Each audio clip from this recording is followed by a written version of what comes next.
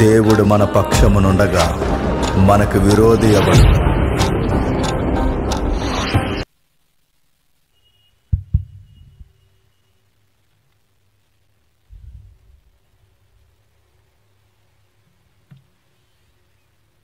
ముందుగా స్థానిక దైవజనులకి, ఈ పరిసర ప్రాంతాల్లో సేవను జరిగిస్తున్న ప్రతి సేవకునికి, వాక్యం వినడానికి వచ్చిన మీ అందరికీ క్రీస్తునామమున శుభములు. చిన్న ప్రార్థన చేసుకుందామండి. తమ్ముడు బేస్ తగ్గించు.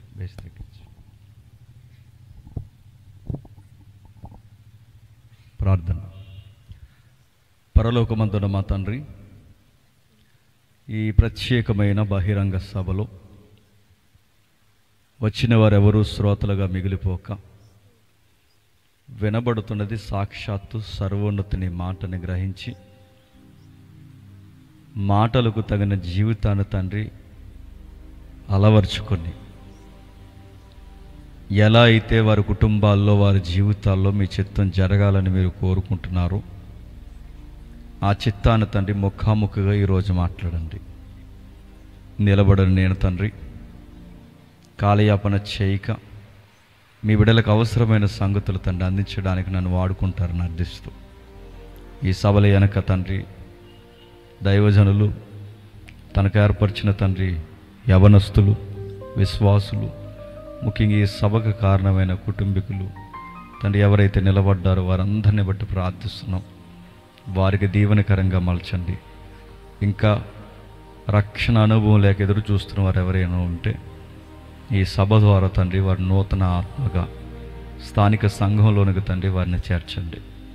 తండ్రి ఎవరు సభకు వచ్చిన వారు తండ్రి ఎక్కడెక్కడో వారి ఆలోచనలు ఉండక, మీ మనస్సును తండ్రి వారు అర్థం చేసుకునే ధన్యత ఇస్తారని కోరుతూ, నన్నును ఇక్కడ ఉన్న వారందరినీ మీ చేతులుగా అప్పగించుకుంటూ క్రీస్తునామని ప్రార్థన సమర్పిస్తున్నాం తండ్రి. ఆమేన్. త్వరగా కొన్ని విలువైన సంగతులు విందాం. నా వాయిస్ చివరి వరకు వినబడుతుందా? నా మాటలు చివరి వరకు వినబడుతున్నాయా? Okay, right. కొంచెం జాగ్రత్తగా విలువైన సంగతులు విందాం. మలాకీ గ్రంథము మొదటి అధ్యాయం. మలాకీ గ్రంథము మొదటి అధ్యాయం మొదటి 5 వచనాలు ఎవరైనా స్పష్టంగా చదవగలిగేవారు ఎవరైనా ఉంటే చదవండి. ఇశ్రాయేలును గూర్చి మలాకీ ద్వారా పలుకబడిన యెహోవా వాక్కు యెహోవా సెలవిచ్చినదేమనగా నేను మీ ఎడల ప్రేమ చూపియున్నాను. అయితే మీరు ఏ విషయమందు నీవు మా ఎడల ప్రేమ చూపుదువందురు. యాకోబునకు అన్నకాడ అయితే నేను యాకోబును ప్రేమించి తిని ఇది యెహోవా వాక్కు. ఏసావును ద్వేషించి అతని పర్వతములను పాడు చేసి అతని స్వాస్యము అరణ్యమందున్న నక్కల పాలు చేసి తిని మనము నాశనమైతిమి. పాడైన మన స్థలములను మరలా కట్టుకొందుము రండని ఎదోమీలు అనుకొందురు. అయితే సైన్యములకు అధిపతియగు యెహోవా సెలవిచ్చినదేమనగా వారు కట్టుకొన్నను, నేను వాటిని క్రిందికి పడదోయుదును. లోకులు వారి దేశము భక్తిహీనుల ప్రదేశమనియు వారు యెహోవా నిత్య కోపాగ్నికి పాత్రులనియు పేరు పెట్టుదురు. కన్నులారా దానిని చూసి ఇశ్రాయేలీయుల సరిహద్దులలో యెహోవా బహు గనుడుగా ఉన్నాడని మీరందరూ. ఆగుదాం. నిజాయితీగా ఒప్పుకోండి, చదివింది మనకు ఏమన్నా అర్థమైందా? అబద్ధం ఆడకండి, చెప్పండి. మనకేం అర్థం అవ్వలేదు. రాను క్రైస్తవ సమాజం ఎట్లా తయారవుతుందంటే, ఎందుకు బైబిల్ పట్టుకొని తిరుగుతున్నారో తెలియదు, ఎందుకు సభలకు వస్తున్నారో తెలియదు. సంఘాలకు వెళ్ళి ఆ బైబిల్ని ఒడిలో పెట్టుకుని ఎందుకు కొంతసేపు పట్టుకుంటున్నారో ఎందుకు వస్తున్నారో కూడా తెలియదు. ఒకప్పుడు క్రైస్తవ సంఘాలు ఎలా ఉండేవంటే, బోధకుడు చెబుతున్నప్పుడు ఒక పుస్తకం మీద రాసుకునేవారు, బోధకుడు చెబుతున్నప్పుడు ఒక పెన్నో పెన్సిలో తీసుకొని అండర్లైన్ చేసుకుని అర్థం కాకపోతే అడిగేవారు.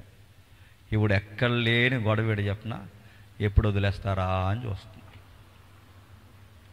కానీ గమనించండి, రాను రాను వాక్యాన్ని ఫాలో అయ్యే బిలీవర్స్ తక్కువైపోయారు. కొత్త కొత్త ట్రెండ్లు వస్తున్నాయండి క్రిస్టియానిటీలోనికి.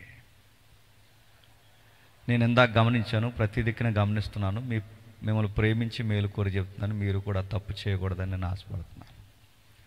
ఆరాధన చెయ్యండి, కానీ ఆ ఆరాధన చేస్తున్నప్పుడు బైబిల్ కింద పెట్టి మీరు పైన నిలబడకండి. అలాంటి ఆరాధన చేస్తే మళ్ళీ చెప్తున్నాను, మీకు మాస్గా గుర్తుండాలని మీ డొక్క తీసి ఎండగడతాడు దేవుడు. మీరు ఆరాధన చేయకపోయినా పర్లేదు, ఒరిగేదేమీ లేదు. మీరు ఆరాధన చేయకపోయినా పర్లేదు, పరలోకం పడదు. కానీ ఆయన చిత్తానికి కేంద్ర బిందువైన బైబిల్ మీరు ఎక్కడ పడితే అక్కడ పెట్టేసి నిలబడి అలాగో చప్పట్లు ఎలాగో చప్పట్లు బైబిల్ మించి నువ్వు అటు ఇటు డ్యాన్స్ చేస్తే కాలు రెండు ఎర్రగొట్టు కూర్చోబెడతాడు. కాబట్టి బైబిల్ని ఆనర్ చేయాలి, బైబిల్ని గౌరవించాలి. బైబిల్ని గౌరవించలేనప్పుడు మన దేవుడేంటో మనకు అర్థం కాడు. మన దేవుడేంటో మనకు అర్థం కాకపోతే మన ఆరాధన అర్థవంతంగా ఉండదు. మన ఆరాధన అర్థవంతంగా లేనప్పుడు మనం ఏం చేస్తాం, మన భక్తి ఏంటో మనకు తెలియదు. అందుకే బైబిల్ చదువుతున్నప్పుడు అర్థం చేసుకుంటూ చదవాలి. కాకపోతే అర్థం చేసుకునే భక్తులు తక్కువైపోయారు. మరి ఎలా క్రైస్తవ్యం నడుస్తుందంటే ట్రెండ్లీ క్రిస్టియానిటీ వచ్చింది. ఎలా వచ్చిందంటే బైబిల్ని చదివేవాళ్ళు లేరు. క్రమానుగతంగా మొబైల్లో డైలీ వర్సెస్ వస్తున్నాయి ఈ మధ్య, చూసారా? అంటే డైలీ వాట్సాప్కి ఒక మెసేజ్ వస్తుంది అనమాట. దాన్ని చూసేసి ఏదో బైబిల్ చదివేసినంత ఫీలింగు, ఏదో ఎవరెస్ట్ ఎక్కి దిగినంత ఫీలింగు. కొంతమంది బ్యాచ్ ఉంటారు, ఎంత బద్ధకమో, ఇడ్లీలు తినడానికి ఎంత టైం ఉంటుందో, దోశలు తినడానికి ఎంత టైం ఉంటుందో, ఎంత టైం ఉంటుంది. మార్నింగ్ ఆఫీస్కి వెళ్తున్నప్పుడు, స్కూల్కి పోతున్నప్పుడు, కాలేజీకి పోతున్నప్పుడు, పనికి పోతున్నప్పుడు ఎక్కడ చదువుతావయ్యా వాక్యం అంటే క్యాలెండర్ మీద ఏలెట్టి చదివాడట. నేను అడుగుతాను, ఈ క్యాలెండర్ల మీద వాక్యాలు వేసేవాళ్ళు ఒక పక్క మంచిగా చేస్తున్నారు, మరో పక్క చెప్పండి క్రైస్తవులు ఎలాంటి వాళ్ళని బద్దకస్తులు చేస్తున్నారు. క్యాలెండర్ల మీద వాక్యాలు చదవబెట్టి నేను చదవద్దంట లేదంటే ఇంకా అది చదివేస్తే నువ్వు బైబిల్ చదివేసినట్టేనా? ఇక మరికొంతమంది ఎక్స్ట్రీమ్ క్రిస్టియన్స్ ఉన్నారు. ఎక్స్ట్రీమ్ అంటే అతివాదపు క్రైస్తవులు అన్నమాట. వీళ్ళు ఏం చేస్తారంటే ఎప్పుడు చర్చిలో కనబడరు, 31st నైట్కి వస్తాం. ఎందుకు? ఏడాదంతా అడ్డగోలుగా తిరిగినా నీ రెక్కల చాటున మమ్మల్ని బలముగా నువ్వు కాపాడో, మళ్ళీ మమ్మల్ని నూతన సంవత్సరంలో బలంగా కాపాడుతామనడానికి మాకు ఏదన్నా ఏమిస్తావంటే ఒక ఆధారం ఇవ్వు. ఆ ఆధారం ఏంటంటే ఒక లైసెన్స్ బిల్ కావాలి. ఆ లైసెన్స్ బిల్ పేరు చెప్పండి వాగ్దానం కార్డు.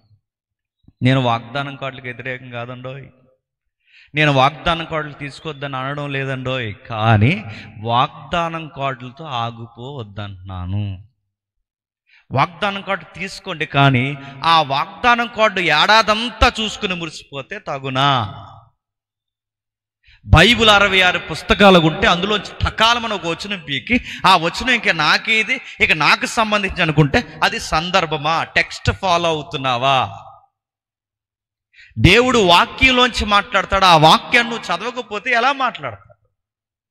ఏడాదికి ఒక్కసారి వచ్చి ఒక వాగ్దానం కార్డు తీసుకుని ఇక ఇదే నాకు ఏడాది కంటే మరి 66 పుస్తకాల సంగతి ఏంటి? చదవాలి కదా దాన్ని.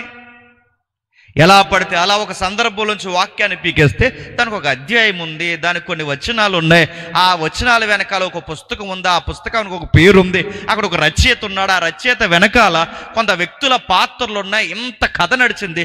అందులో సందర్భం అంతా వదిలేసి ఆ సందర్భాన్ని పక్కకు దోచి ఒక రెఫరెన్స్ పక్క తీసేసి ఇది నా కోసమే అంటే నిన్నేమనాలి? గ్లామర్ తెలుసా? సందర్భాలు తెలుసా? తెలియకుండా దాన్ని బయటికి లాగేసి అడ్డగోలుగా వాడేస్తే దేవుడు ఏమన్నా తెలుసా? నా వాక్యాన్ని కలిపి చెరిపితే ఎగేసుకు వస్తున్నాడు మీదకి, ఎగేసుకుని గుర్తుపెట్టుకో. నా వాక్యాన్ని ఒకటి కలిపినా తీసినా రాంగ్ ఇంటర్ప్రిటేషన్ ఎవరైనా ఇచ్చినా దాన్ని అడ్డగోలు అప్లోడ్ చేసినా నేను ఊరుకోను. ఈ గ్రంథంలో రాసిన పనిష్మెంట్లన్నీ మీదకి చెప్పండి రప్పిస్తాను. మనం అనుకుంటున్నాం దేవుని అనుకుంటున్నాం, కానీ దేవుడు ఏమన్నాడు? పనిష్మెంట్లు రయ్యా అని చెప్తున్నాడు. అంటే మరి ఇప్పుడు ఏం చేయాలి? దీన్ని ఏం చేయాలంటే అర్థం చేసుకుంటూ చదవాలి. నేను చాలా దిక్కుని చెప్పిందే మీకు చెప్తున్నా, ఒకసారి గమనించండి. ఇలాగే వాగ్దానం కార్డులకి సందర్భం లేకుండా కొంచెం ట్రిపుల్ తగ్గిస్తాడు. వాగ్దానం కార్డులు సందర్భం లేకుండా చదివితే పాస్టర్ గారు 31కి చాలా బిజీగా ఉంటారు కదండి. ఎందుకంటే ఎప్పుడు రాని భక్తులందరూ 31కి వస్తారు. పాస్టర్ గారు మరి ఇంకా వాళ్ళని ఏం అనలేడు, వచ్చారు, వాళ్ళకు కూడా ఏదో ఒకటి దీవునిచ్చి పంపించాలి. అందులోనే ఆ రోజు బడాకానం ఉంటుంది. బడాకాన అంటే పెద్ద భోజనం, ప్రేమ విందు. ఆ టైంలో ప్రేమ విందుకి పాస్టర్ గారికి సహకరించిన వాళ్ళు ఉంటారు. ఆయన మార్కెటింగ్ పోవాలి, అన్నీ తెచ్చుకోవాలి, భక్తులందరికీ ఏడాదిలో ఒక చక్కటి శుభవచనాలు చెప్పి వాళ్ళకు ప్రేమ విందు పెట్టాలి. ఈ లోపల అన్ని పనులు చూసుకోలేక పాస్టర్ గారు ఏం చేశారంటే వాగ్దానం కార్డులు జాగ్రత్త అని ఒక కుర్రోడుకి అప్పగించాడు. ఆ కుర్రోడు కుదురులేనోడు. ఆడేం చేశాడు? కంగారుగా అడావుడిగా తిరుగుతారు. కొంతమంది చర్చిలో చూసారా, వాళ్ళ చేతుల్లో బైబిల్ ఉంటుంది కానీ కంగారు మాత్రం ఉంటుంది. అక్కడ తమ్ముళ్ళు లెవెల్లో ఉంటే మీకోసం చెప్తున్నాను, కొంచెం జాగ్రత్త. అలా ఎలా తిరిగితే పాస్టర్ గారు, రే నువ్వు జాగ్రత్త, సాయంత్రం వచ్చినప్పుడు ఈ వాగ్దానం కొట్టి ఇదిగో ఇవన్నీ ఆడోళ్ళవి, ఇవన్నీ మగాళ్ళవి, నాకు సాయంత్రం జాగ్రత్తగా అప్పగించడం, అందరికి ఇవ్వాలి వాగ్దానం కార్డులు అని చెప్పి పాస్టర్ గారు మంచిగా ఆయన చెప్పేసి వెళ్ళిపోయాడు. ఆ తర్వాత తిరిగి వచ్చిన తర్వాత ఈ కంగారోడు కదండి కలిపేశాడు. ఈ ముక్క పాస్టర్ గారు చెప్తే చీ అంటాడని చెప్పలేదు, దాసేశాడు. పాస్టర్ గారు తెలియదు పాపం, ఎవరి కార్డులు ఆలయ అనుకుని ఇచ్చేస్తున్నాడు లైన్గా, మొగోలే ఆడవాళ్ళు. కానీ ఆలయాలే కలిసిపోయిన సంగతి పాస్టర్ గారికి తెలియదు. అందులో ఒకటికి వాగ్దానం కార్డు వచ్చింది. ఆ కార్డులు ఇలా ఉంది, ఏమని తెలుసా? వచ్చే ఏడాదికి నువ్వు గర్భవతి అవుతావు అని ఉంది. అవుతాడాడు? చస్తాడు ఏదో అవుతాడా? నేను అడుగుతున్నాను, వచ్చే ఏడాది కాడు పెళ్ళిగానోడు గర్భవతి అవుతావంటే ఆడు ఎలా అవుతాడు? మరి ఎలా ఆ వాక్యాన్ని చూడాలంటే ఆ వాక్యం ఎక్కడిది? ఆది కాండంలోనిది. ఆ మాట ఎవరు చెప్తున్నారు? యెహోవా చెప్తున్నాడు. ఎవరికి చెప్తున్నాడు? అబ్రహాముకి చెప్తున్నాడు. ఆ మాట ఎవరికి అప్లై అవుతుంది? శారమ్మకి అప్లై అవుతుంది. అంటే దీన్నే టెక్స్ట్ అంటారు, దాన్నే సందర్భం అంటారు. అంటే ఒక వచనాన్ని అర్థం చేసుకుంటూ చదవాలి. ఎవరి కొరకు, ఎందుకు, ఏ విషయాన్ని మాట్లాడుతాడు, ఈ రెఫరెన్స్ మనం ఉపయోగించుకోవచ్చా, ఉపయోగించకూడదా? మరి పాస్టర్ గారు ఆ రెఫరెన్స్ ఎందుకు పెట్టాడు? ఎవరికో కొత్తగా పెళ్ళిళ్ళకి ఇద్దాం అనుకున్నారు, ఈ కంగారోడు కలిపేశాడు. ఆ విషయాలు తెలియదు. అందుకే సందర్భానుసారంగా వాక్యాన్ని చదవాలి. ఏ రిఫరెన్స్ దేవుడు మనతో మాట్లాడుతాడో తెలియాలి. మరొక ఉదాహరణ చెప్తాను వినండి. చాలామంది పాస్టర్ గారి దగ్గరికి, దైవజనుల దగ్గరికి, ఇలా సభలకు వచ్చిన సేవకుల దగ్గరకు వచ్చి, అయ్యా దేవుడు నా పట్ల చిత్తం ఏమై ఉందో ఎట్లా చెబుతాడు? దేవుడు నాతో మాట్లాడతాడా? దేవుడు నాతో ఆయన చిత్తం ఎలా చెప్తాడు అంటే నేను అడుగుతున్నాను, ఎలా చెప్తాడు? యొర్దాను నది మీదకి మేఘం విడిపోయినట్టు, ఇదిగో ఈ ప్రియ కుమారుడి యందు నేను ఆనందించుచున్నాను, కుమారుడా హైవే పక్కగా ఎల్లకెలా రా అని చెప్తాడు అనుకుంటున్నావా? ఆ ట్రాన్సే వద్దు మళ్ళీ అంటున్నాను నేను. లేదా బీరివా వారి నుంచి మెల్లని స్వరం నీకు వినబడుతుంది అనుకుంటున్నావా? దేవుడు నాకు ఏం చెప్తున్నాడు? నా వివాహం కోసం ఏం చెప్తున్నాడు? నా వ్యాపారం కోసం ఏం చెప్తున్నాడు? నా వ్యక్తిగత కుటుంబం కొరకు ఏం చెప్తున్నాడు? నా యంగ్ లైఫ్ కొరకు ఏం చెప్తున్నాడు? నా మిడిల్ ఏజ్ కోసం ఏం చెప్తున్నాడు? నా మరణాన్ని గురించి ఏం చెప్తున్నాడు? ఒక్కొక్కరు ఒక్కొక్కలాగా అడుగుతారు. దీని గురించి దేవుడు ఎలా చెబుతాడు? ఆయన మాట్లాడాలనుకుంటాడు, కానీ ఆయన ఎలా మాట్లాడుతున్నాడో మనకు తెలియకపోతే మనం ఎలా వినగలుగుతాం? ఆయన ఎలా మాట్లాడతాడు? నాకు తెలిసిన బైబిల్ అనుభవంలో నాకు తెలిసి నేను 18 సంవత్సరాల సేవా జీవితం, 19వ సంవత్సరంలో నడుస్తున్నాను. 18 సంవత్సరాలు దాటి 19వ సంవత్సరం నాకు అర్థమైన బైబిల్ వెలుగు చెప్తున్నాను. దేవుడు ఎలా మాట్లాడతాడు? 26 పుస్తకాల్లోంచి మాట్లాడతాడు. దీన్ని చదివితే మాట్లాడతాడు. ఈ పుస్తకాన్ని, ఈ గ్రంథాన్ని చదివితే మాట్లాడతాడు. అంటే నువ్వు వివాహం ఎలా చేసుకోవాలో చెబుతాడు, నువ్వు ఎలాంటి వ్యాపారం చేయాలో చెబుతాడు, ఎలాంటి వ్యక్తులతో స్నేహం చేయాలో చెబుతాడు. నీ పుట్టుక గిట్టుక అన్నిటి కూర్చిన అనేక విషయాలు పొంకాలుగా వాక్యములో భద్రం చేసి ఉంచాడు. ఆ రికార్డ్స్ నువ్వు చదవాలి. దావీదు మహాభక్తుడు ఇలా అన్నాడుగా, నీ వాక్యము నా పాదాలకి దీపం. అంటే దాని అర్థం ఏంటి? ఒక చీకట్లో నడుస్తున్న వాడికి ఆ ఎదరు గొయ్యుందో, నుయ్యుందో, ప్రమాదముందో, వాడికి పొదుందో, పాముందో తెలియాలంటే ఆ చీకట్లో నడుస్తున్న వాడి చేతిలో ఏముండాలి చెప్పండి? టార్చ్ ఉండాలి. వాడి చేతిలో టార్చ్ లైట్ ఉంటే వాడు ఎదురుగా గొయ్యుందో, నుయ్యుందో తెలుస్తుంది. ఆ వెలుగును బట్టి ఆడు నడుస్తాడు. ఈ లోకమే ఒక చీకటి పాప ప్రపంచం అయితే ఇందులో నువ్వు ఎలా నడవాలో, ఎలా మాట్లాడాలో, ఎలా జీవించాలో నీకు ఒకే ఒక్క రూట్ మ్యాప్, నీ లైఫ్లో ఉన్న ఒకే ఒక్క టార్చ్, వర్డ్ ఆఫ్ గాడ్, దేవుని వాక్యం. అది నీకు తెలియాలి. 26 పుస్తకాలు తెలియకుండా నాతో ఎలా మాట్లాడతాడు? ఎలా మాట్లాడతాడు వాక్యంలో నుంచి. అందుకే 66 పుస్తకాలు చదవాలని అడుగుతున్నాను. మళ్ళీ చెప్తున్నాను, బైబిల్ని చదవండి, బైబిల్ని చదవండి. అందుకే చదవాలనే చెప్పే నా చేతుల్లో బైబిల్ పెట్టాడు, వినే మీ చేతుల్లో బైబిల్ పెట్టాడు. ఎందుకు? చెప్పే నన్ను ఒళ్ళు దగ్గరెట్టుకుని చెప్పమన్నాడు. నెక్స్ట్ మాట చెప్పండి. అది ఏం చెబుతున్నానో చెప్పండి. ఏం చెబుతున్నానో మీరు చూస్తూ వినాలి. ఏం చెబుతున్నా? ఇప్పుడు ఒక సందర్భానికి అదిపోం. ఏంటి? ఈ పుస్తకం పేరు మలాకి. ఏం పేరు? మలాకి. మలాకి అంటే మెసెంజర్ అని అర్థం. ప్రతిదానికి సందర్భం ఉంటుంది, గమనించండి. మలాకి అంటే మెసెంజర్. ఎప్పుడు గ్రంథం ఇది? సుమారు క్రీస్తు పూర్వం. సుమారు అంటే ఇక్కడ నుండి క్రీస్తు పూర్వం 3000 సంవత్సరాల చరిత్ర. ఎక్కడి నుండి? ఒకవేళ క్రీస్తు పూర్వం ఎంత అంటే 500 చిల్లర డౌన్ అయితే సుమారు అధికారికంగా 430 లేదా 433 నుండి 333 మధ్యస్థంలో రాయబడిన కాల చరిత్ర మలాకి గ్రంథం. ఎందుకు ఇవన్నీ చెప్పాలి? ఈ మధ్యకాలంలో ఎందుకు చెప్పాల్సి వస్తుందంటే ఈ మధ్య బైబిలే తప్పనే పోటుగాళ్ళు ఎక్కువైపోయారు. మాట్లాడితే దానికి ఎవిడెన్స్ లేదు, మాట్లాడితే దీనికి ఎవిడెన్స్ లేదు, మాట్లాడితే దానికి సాక్ష్యం లేదు. నీ బొంద. నువ్వు నమ్మిన దానికి ఉందా? నువ్వు నమ్మిన దానికి ఉందా? మనం గనక ప్రశ్నించడం మొదలు పెడితే వీళ్ళు తట్టుకోగలరా?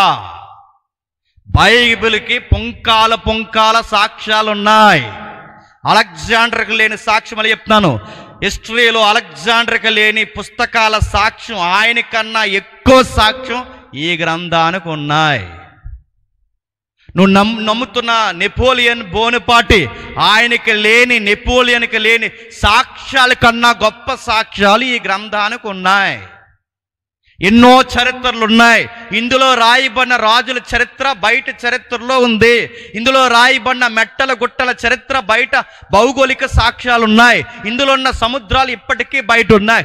ఎందుకు ఈ భాషా పదాలు నేను ఉపయోగిస్తున్నానంటే దీన్నే కోర్టులో వాదించే కోర్టు ఆర్గ్యుమెంట్ అంటారు. అంటే ఒక గ్రంథం నిజమా అబద్ధమా తెలుసుకోవాలి అంటే చరిత్ర చూస్తారు, భౌగోళిక సాక్ష్యాలు చూస్తారు, అందులో రాయబడిన వ్యక్తులు బయట నిజంగా ఉన్నారో లేదో చెక్ చేస్తారు. ఇవన్నీ నిజాలు అయితే ఈ గ్రంథం వెనకాలన్న దేవుడు కూడా చెప్పండి నిజం నిజం నిజం. అలాంటి నిజ దేవుని గురించి మాట్లాడుకున్నప్పుడు ఎవిడెన్స్ ఉంది.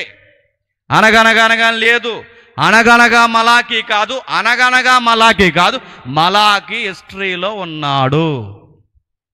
మన పెద్దమ్మలు మన కథలు చెప్తారు ఏమని? అనగనగా ఒక రాజు, ఆ రాజుకు 7 కొడుకులు, ఆ 7 కొడుకులు ఏటకెళ్ళారు. ఆ ఏటకెళ్ళోళ్ళు 7 చేపలు పట్టారు. ఆ 7 చేపలు తెచ్చి ఎండబెట్టారు. అందులో ఒకటి ఎండలేదు. ఈసారి మీ పెద్దమ్మల నాన్నమ్మలు కథ చెప్తే ఇలా అడగండి, ఏమంటారు సరదాగా అడగండి. అనగనగా దేశం అంటున్నావు కదే, అనగనగా దేశం అనగానే మ్యాప్లో ఆ దేశం పేరు ఏంటి అని అడుగు మీ అమ్మమ్మని. తెచ్చు, దేశానికి పేర్లు ఉండవు రా కథలు అంట. కథలో దేశానికి పేర్లు ఉండవు, అనగనగా అంతే.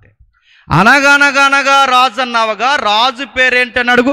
అది కథ కాబట్టి రాజుకి పేర్లుండవు. ఇది కథ కాదు. అందుకే దేశం పేర్లుంటాయి, వ్యక్తుల పేర్లుంటాయి, రాజుల చరిత్ర ఉంటుంది. కథలో లాజిక్ ఉండదు, కథలో లాజిక్లు ఉండవు. కథలో లాజిక్ లేనిది ఏంటి చెప్పినా? అసలు 7 కొడుకులు ఏటకెళ్తే వెళ్ళారు. పోనీ ఆ ఏట ఏమైనా జింకలు కొట్టడానికా? నవ్వాలో ఏడాలో తెలియదు చెప్పండి. ఆ 7 కొడుకులు ఏటకెళ్ళింది దేనికట చెప్పాలి? చేపలు పడ్డానికి. మరీ విట్టోరంగా చెప్పండి. వెళ్తే వెళ్ళారు. ఎన్ని చేపలు పడ్డాయి? నేను మరీ విట్టోరం 7 పడ్డాయట. అంటే ఒకటే ఆ 7 పడ్డాట. ఆ 7 తెచ్చి ఎండబెడితే అందులో ఒకటి అందట. ఎందుకు ఎండలేదే చేప అని అడిగితే అందట, నా గడ్డి మోపు, నీకు అంత ఫీలింగ్ ఉన్నప్పుడు పక్కెళ్ళచ్చు కదండి. ఇది లాజిక్లు అడగండి మీ అమ్మమ్మని, లాజిక్ నాని మీ నాన్నమ్మని అడుగుతున్నాను. పట్టిన చేప చచ్చిన చేప మాట్లాడుతుందా? దీన్ని లాజిక్ ఉంటుంది. కానీ బైబిల్ మళ్ళీ చెప్తున్నాను, నువ్వు ఏ లాజిక్ అయినా అడుగు, రీజనబుల్ లాజిక్ ఆన్సర్ బైబిల్కి ఉంది. అలాంటి చరిత్ర. అందుకే నేను కాలాలు చెబుతున్నాను, సంవత్సరం చెబుతున్నాను, వ్యక్తి యొక్క పేరు అర్థం కూడా చెప్తున్నాను. మలాకి అంటే మెసెంజర్.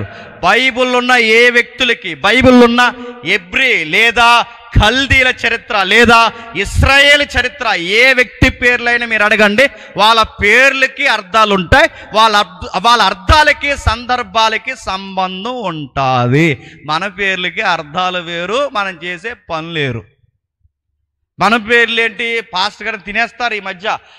మా అబ్బాయికి పేరు ఎట్టండి. ఏ పేరు ఎట్టాలంటే ఏదో ఒక బైబిల్ పేరు ఎట్టండి అనరు, కలిసిరే కట్టండి అన్నారట. ఎందుకంటే వాళ్ళ తాత పేరు అప్పారావు. ఇప్పుడు అప్పారావుని బైబిల్ ఏదోలా కలిపి పేరు ఎట్టాలి. పోనీ బైబిల్ పేర్లు ఎడతా పేరుకు తగ్గట్టేను బతుకుతున్నారా? లేదు. అబ్రహాం అని పేరు ఎడతాడు. అబ్రహాం గారు బ్యాందీ తాగేస్తారు. ఏటో మరి అబ్రహాం గారు బ్యాందీ తాగేస్తారు, మోసే గారు సారా తాగేస్తారు. పచ్చి బూతులు మాట్లాడుతుంది శారమ్మ. ఇంకెవరైనా అడగండి. నేను అడుగుతున్న వాళ్ళ పేర్లు అర్థాలు మార్చేసిన బతుకులు. అందుకే మన పేర్లు వేరు, మన తీరులు వేరు. కానీ బైబిల్లో పేరుకు తగ్గ తీరుంది, వాళ్ళకి పేరుకు తగ్గ అర్థాలు ఉన్నాయి. మలాకి మెసెంజర్. ఏం మెసెంజర్? Haven messenger. హెవెన్ మలాకి అంటే ఈయన పరలోకపు వర్తమానికుడు, సైన్యములకు అధిపతి యెహోవా సెలవిచ్చినదేమనగా మెసెంజర్. ఏ మెసెంజర్? ఈ ప్రపంచానికి దేవుని తరపున రిప్రజెంట్గా వచ్చిన చిట్ట చివరి మెసెంజర్. ఆది కాండం నుంచి మలాకి వరకు క్రమానుగతంగా బైబిల్ క్రమం రాయబడితే ఆ చిట్ట చివరి క్రమానుగతమైన క్రమంలో రాయబడిన చిట్ట చివరి మెసెంజర్. ఆ మెసెంజర్ తర్వాత సుమారు 400 సంవత్సరాలు దేవుడు ప్రపంచంతో మాట్లాడడం మానేశాడు. ఆయన చిట్ట చివరి మెసేజ్ చెప్పాడు. ఎవరికి చెప్తున్నాడు? స్థానికంగా ఇశ్రాయేలీలు చెప్తున్నాడు. ఇశ్రాయేలుకి ఎందుకు చెప్తున్నాడు? ఈ దేవుడు ఇశ్రాయేలుకే దేవుడు కాదు, ప్రపంచానికి దేవుడు. మరి ఇశ్రాయేలుతో పర్సనల్ కాంటాక్ట్ ఎందుకు పెట్టుకున్నాడు? ఇశ్రాయేలు ద్వారా చెప్పండి ప్రపంచంతో మాట్లాడాలనుకున్నాడు. ఈ జాగ్రఫీ తెలియని వాళ్ళు ఏమంటున్నారంటే ఈ దేవుడు ఇశ్రాయేలు దేవుడు, ఈ దేవుడు విదేశీయుల దేవుడు, ఈ దేవుడు సిమ్ కార్డ్ అక్కడంటే ఆ సిమ్ కార్డ్ అక్కడే నడుతున్నాను. ఈ ఎగ్జాంపుల్ బాగోవండి అనడానికి. దేవుడు దేశానికో దేవుడు ఉంటాడా అంటే ఇప్పుడు అడుగుతున్నాను, మన దేశానికి మన దేవుడు సృష్టిస్తే మరి ఆ దేశాన్ని ఆ దేవుడు సృష్టి అంటే ప్రపంచాన్ని ఎంతమంది దేవుడు సృష్టించారు? సృష్టికర్తలు ఎంతమంది? నడుతున్నాడు. సృష్టికర్తలు ఎంతమంది ఉంటే ఎంతమంది సృష్టికర్తలు సృష్టించిన ఆ సృష్టికర్త ఎవరు? లాజిక్ ఉందా? గాలి మాటలు సమర్థించుకోవడానికి, ఏదోడు వంక పెట్టడానికి, సత్యమును అడ్డగించడానికి, స్వీకరించడానికి వాళ్ళ అహం అడ్డొచ్చి వాళ్ళు పెడుతున్న పనికి మాలిన ఉదాహరణలు. అందుకే ఇశ్రాయేలు దేవుడు అని. ఎందుకంటే ప్రపంచమంతా ఆయనదే. ప్రపంచమంతా ఆయనది అయినప్పుడు సెంటర్లో, ప్రపంచానికి సెంటర్లో ఒక జాతిని ఎంపిక చేశాడు. ఎందుకంటే మీరు ప్రతినిధులు, మీ ద్వారా ఈ ప్రపంచంతో నేను చెప్పండి మాట్లాడాలనుకున్నానంటే ఆయన తరపున మాట్లాడడానికి, ఆయన పలుకులు వివరించడానికి ఒక మధ్యవర్తి కావాలి కదండి. ఆ మధ్యవర్తులే చెప్పండి ఇశ్రాయేల్. వీళ్ళ మధ్యలో నిలబడినంత మాత్రం హీరోలేం కాదు. అంటే వీళ్ళని మధ్యలో పెట్టుకున్నంత ప్రతినిధులు మాత్రమే. వాళ్ళకి చెప్తున్నారు, రే మధ్యలో నిలబడిన మీకే తిరమలేకపోతే ఇక మిగిలిన వారికి మీరు ఏం చెబుతారు అన్న కథ లేదా చరిత్ర ఇక రాయబడుతుంది. అదే రాస్తున్నాడు. ఇశ్రాయేలుని గురించి మలాకి ద్వారా పలకబడిన యెహోవా వాక్కు. యెహోవా సెలవిచ్చినదేమనగా నేను మీ ఎడల ప్రేమ చూపి ఉన్నాను. మలాకి బ్రీఫ్ లైన్ మాట్లాడుకుంటే మలాకి గురించి ఒక మాటలో అసలు పుస్తకం ఏంటి? మలాకి చాలా చరిత్ర ఉంది. మలాకి ఎంత మనం మాట్లాడుకోవద్దు. మలాకీని గురించి అవుట్లైన్స్, ఆ బుక్ యొక్క అవుట్లైన్స్ ఏంటి అడిగితే మలాకీలో మొదటి అధ్యాయంలో దేవుని ప్రేమను సొంత ప్రజలు ప్రశ్నించారు. అదే అధ్యాయంలో దేవునికి నచ్చని నీచమైన అర్పణలు అర్పించారు. రెండో అధ్యాయంకి వచ్చేసరికి ఈ మాట భయం వేస్తుంది. దేవుని యాజకులే లంచాలకి మరిగారు. రెండవ అధ్యాయం 10వ వచనంకి వచ్చేసరికి వివాహ వ్యవస్థని గండి కొట్టారు.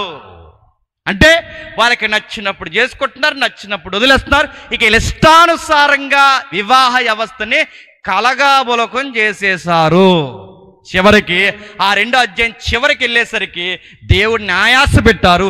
ఇంత ఆయాస పెట్టిన ఈ ప్రజలకి దేవుడు అన్నాడు, ప్రవక్త రాబోతున్నాడు, నీతి సూర్యుడు రాబోతున్నాడు, ఏలియా మళ్ళీ రాబోతున్నాడు, ఇక మీతో మాట్లాడడం అనవసరమని ఇంక అక్కడితో ఆ పుస్తకాన్ని చెప్పండి ముగించేస్తాం. ఇది మలాకీ గ్రంథం. అయితే ఇదంతా మనకొద్దు కానీ ఆ చదువుకున్న 5 వచనాల సంగతి ఏంటో చూద్దాం. మాట్లాడుతున్నాడు ఇశ్రాయేలుతో, యెహోవా సెలవిచ్చినదేమనగా, నేను మీ ఎడల ప్రేమ చూపి ఉన్నాను. అయితే మీరు ఏ విషయమందు నీవు మా ఎడల ప్రేమ చూపితవందురు,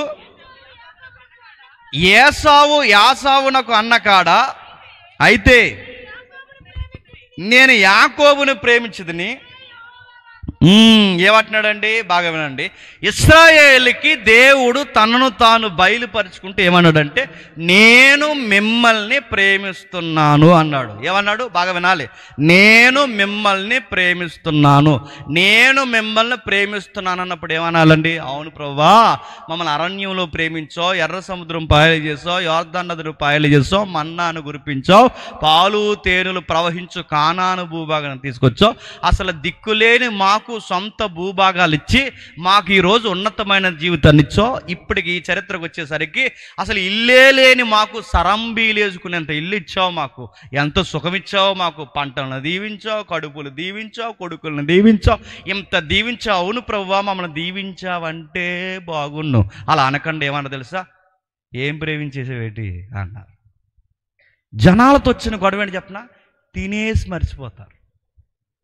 అది దేవుడితో అయినా అంతే, నీతోనైనా అంతే. అప్పుడప్పుడు గొడవల్లో మనం అంటాం, నా ఉప్పు తిని చెప్పండి, నా పప్పు తిని ఉప్పు తినరు, కానీ అదొక డైలాగ్. మీరు ఇదే డైలాగ్ని ఫారెన్లో చెప్పండి, యుఎస్ఏకి వెళ్ళి ఆడు నా సాల్ట్ తిన్నాడంటే, వాడిది సాల్ట్ తినడం ఏంటంటారా? అంటే అది మన ఎక్స్ప్రెషన్. మన ఇండియాలో మన ఎక్స్ప్రెషన్ ఏంటంటే, నా ఉప్పు తినంటే నా కష్టాన్ని తిన్నాడు, నా ఫలములు తిన్నాడు, నా నీడ కింద బతికాడు, నా మోచేతి నీళ్ళు తాగాడంటే ఇక్కడ నుంచి నీళ్ళేహారని కాదు, ఆడు నా కింద బతికాడు అని ఈ ఎక్స్ప్రెషన్ ఇస్తున్నప్పుడు, ఇంత తిన్నారా అని మనం బాధపడి చెప్తుంటే, అలా మన బాధను బయట పెడుతుంటే వాళ్ళు ఏమంటారు చెప్పండి? చూసారులే పెద్ద, ఏం చూసేశారు? ఎప్పుడు గుర్తుపెట్టుకోండి, జనాలు తినేసి తిరగబడరండి. మన మీదకి బాగా తిరగబడేది ఎవరుంటారు చెప్పనా? మన దగ్గర తినేసినోడు తిరగబడతాడు. గుర్తుపెట్టుకోండి. మన దగ్గర అనుభవించిన వాడే మనకేమీ చేయలేదంటాడు. అక్కడ వరకు ఎందుకండి, అప్పు ఇచ్చేటప్పుడు ఎలా తిరుగుతాడు చూసారా? ఇంకా అప్పు మనకి ఇవ్వకూడదనుకున్న మనం కమిట్ అయిపోయేలాగా అడుగుతారు వాళ్ళు. మనం అలా కాదు, ఇలా కాదన్న, ఇక అందరినీ అడుగుదాం అనుకున్నాను కానీ నాకు ఎవరిని అడగలేదు. నా తండ్రి సమానుడు నువ్వు, నా తల్లి సమానురాలు నువ్వు, నా బాధను అర్థం చేసుకున్నా నా చిన్నప్పటి నుంచి.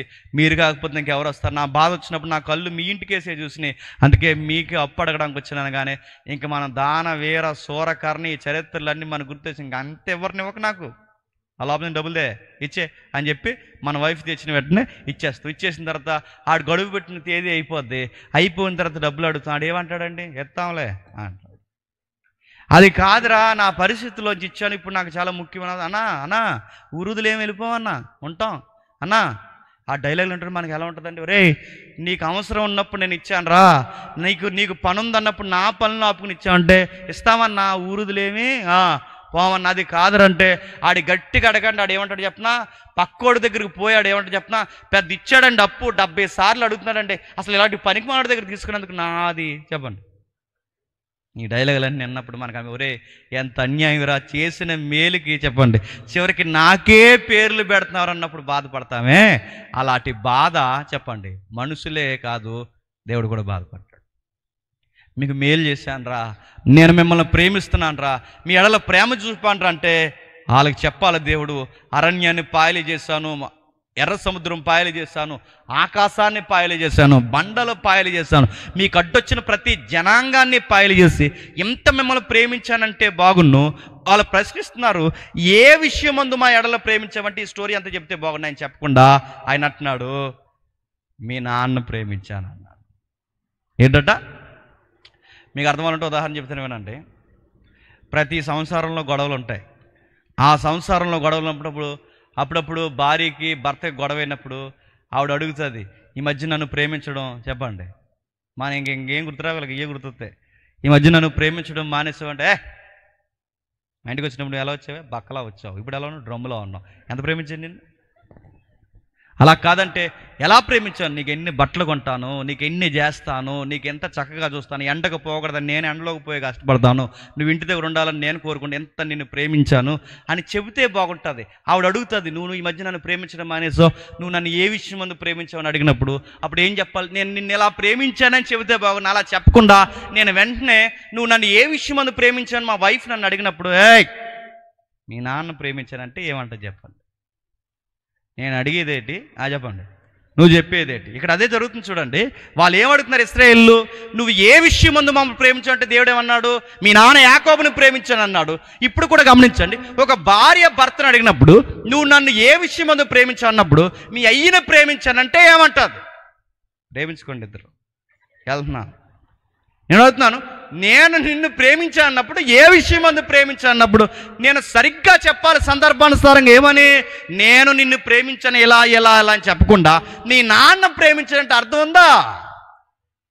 మన గొడవకు అర్థం లేదేమో కానీ చెప్పండి, దేవుడు చాలా అర్థవంతంగా చెబుతున్నాడు. మళ్ళీ చెప్తున్నాను, యాసావుని ద్వేషించాడట చెప్పండి, యాకోబును ప్రేమించాడు. ఇప్పుడు కొంచెం ద్వందార్థం, కొంచెం ఏతుబద్ధం, కొంచెం ఏతువాది ప్రశ్న ఉంది అక్కడ. ప్రశ్న ఏంటంటే, అంటే ఈ దేవుడే ఎవరిని ప్రేమించాలో డిసైడ్ అయిపోయి ఈయనే కొంతమందిని ప్రేమించేసి ఈయనే కొంతమందిని ద్వేషించేస్తే ఆయన దేవుడు అవుతాడా?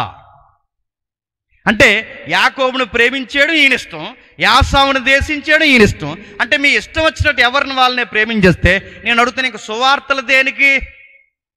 ఆల్రెడీ సొసైటీలో కొంతమందిని ఆయన ఇష్టపడిపోయినప్పుడు ఇక యాసావు లాంటి వారికి సువార్త అవసరమా? మీరు ఆల్రెడీ యాకోబుని ఇష్టపడిపోయినప్పుడు మరి యాసావు గొడవ ఎందుకు? అలాంటి వాడిని ఎందుకు పుట్టించినట్టు? అంటే మీరే ద్వేషించేస్తారు, మీరే ప్రేమించేస్తారని అడిగితే బైబిల్ ఏమో చెప్తున్నా, అట్లా అనరాదు అంతే. అంటే అడగకూడదా? అడగకూడదని కాదు, అర్థం కాకుండా అలా అనకూడదు. ఎక్కడుంది మాట? ఇలానే ఉంచండి, మీకు కొంచెంసేపు ఏం అర్థం అవుతుంది నేను గ్యారంటీ చెప్తున్నాను. కొంతసేపు మీకు ఏం అర్థం అవుతుందో, అర్థమైనా అర్థం అవ్వకపోయినా అర్థమైనట్టే చూడండి. నాకు మీరు క్వశ్చన్ మార్క్ కడితే బండి ముందుకెళ్ళదు. అర్థమైనా అర్థం అవునట్టే, నా అర్థం అవ్వకపోయినా అర్థమైనట్టే నా వైపు చూడండి, గ్యారంటీ ఇస్తున్నాను. ఒక 20-30 నిమిషాల తర్వాత మొత్తం అర్థం అవుతుంది. వెళ్దాం ఒకసారి రోమిలికి రాసిన పత్రిక రండి. రోమిలికి రాసిన పత్రిక 9వ అధ్యాయం, రోమిలికి రాసిన పత్రిక 9వ అధ్యాయం 12-13 వచనాలు కంటిన్యూ ఉన్నాయి చూడండి.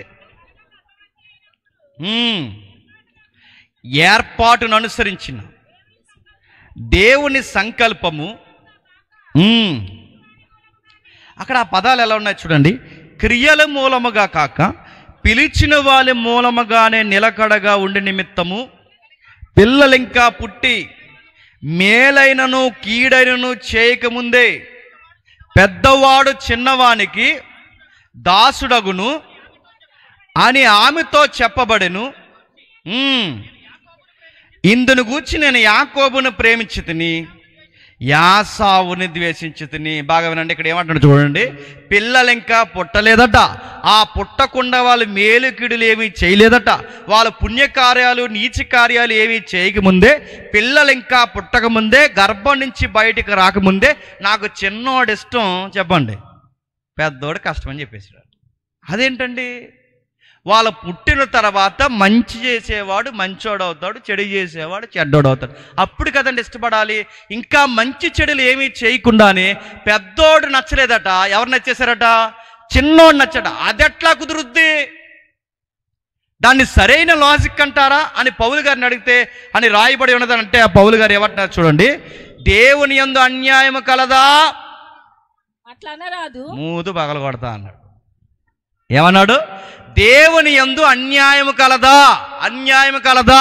అలాంటి క్వశ్చన్స్ చెయ్యొచ్చా?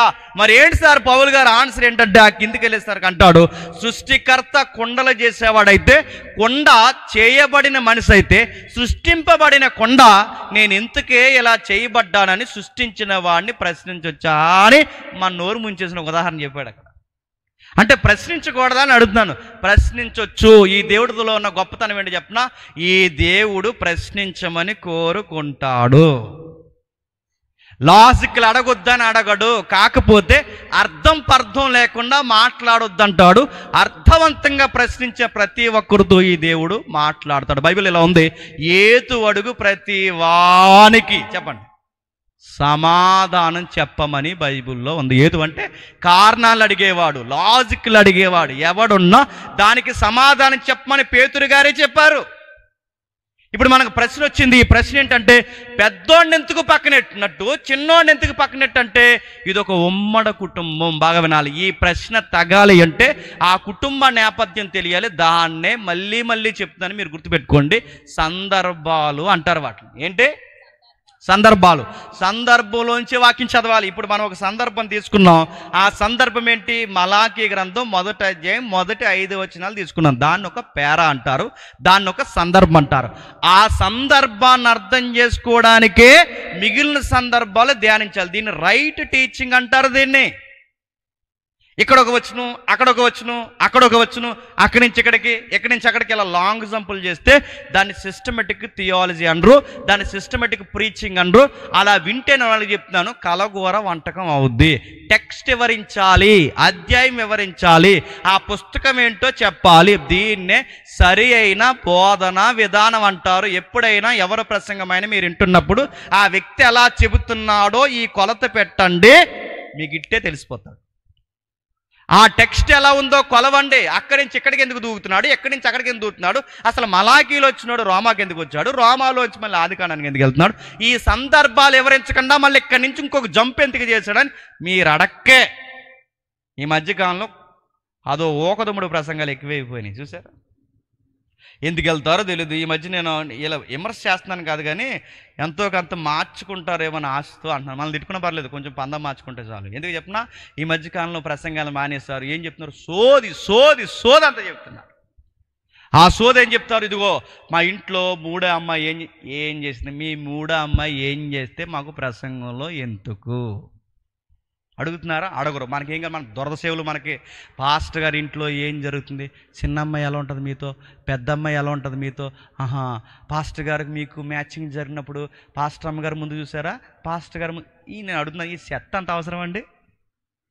ఇలాంటి వినేవాళ్ళు ఎక్కువైపోయారు. అందుకే ఇలాంటి వినేవాళ్ళు ఉన్నారు కనుక సిగ్గులేని ప్రసంగాలు చెప్తున్నా. నేను లండన్ వెళ్తున్నప్పుడు ఏం జరిగిందంటే, ఏం జరిగింది, రెక్కూడిపోయింది ఏమానానికి, ఏం జరిగింది, అవన్నీ మనకెందుకో. మళ్ళీ చెప్తున్నాను, నేను ఇలాంటి సోది ఉదాహరణ ఎవరైనా చెబుతున్నాడంటే స్టఫ్ లేనోడు, మళ్ళీ చెప్తున్నాను, ప్రసంగం మీద పట్టు లేనోడు, అలాంటివి వినొద్దు. మీ విలువైన సమయాన్ని వాళ్ళ వ్యక్తిగత జీవితాల సోదు మనం వినొద్దు. సాక్ష్యాలు చెప్తున్నారు, మంచి సాక్ష్యాలు చెప్పండి, కాదంటలేదు.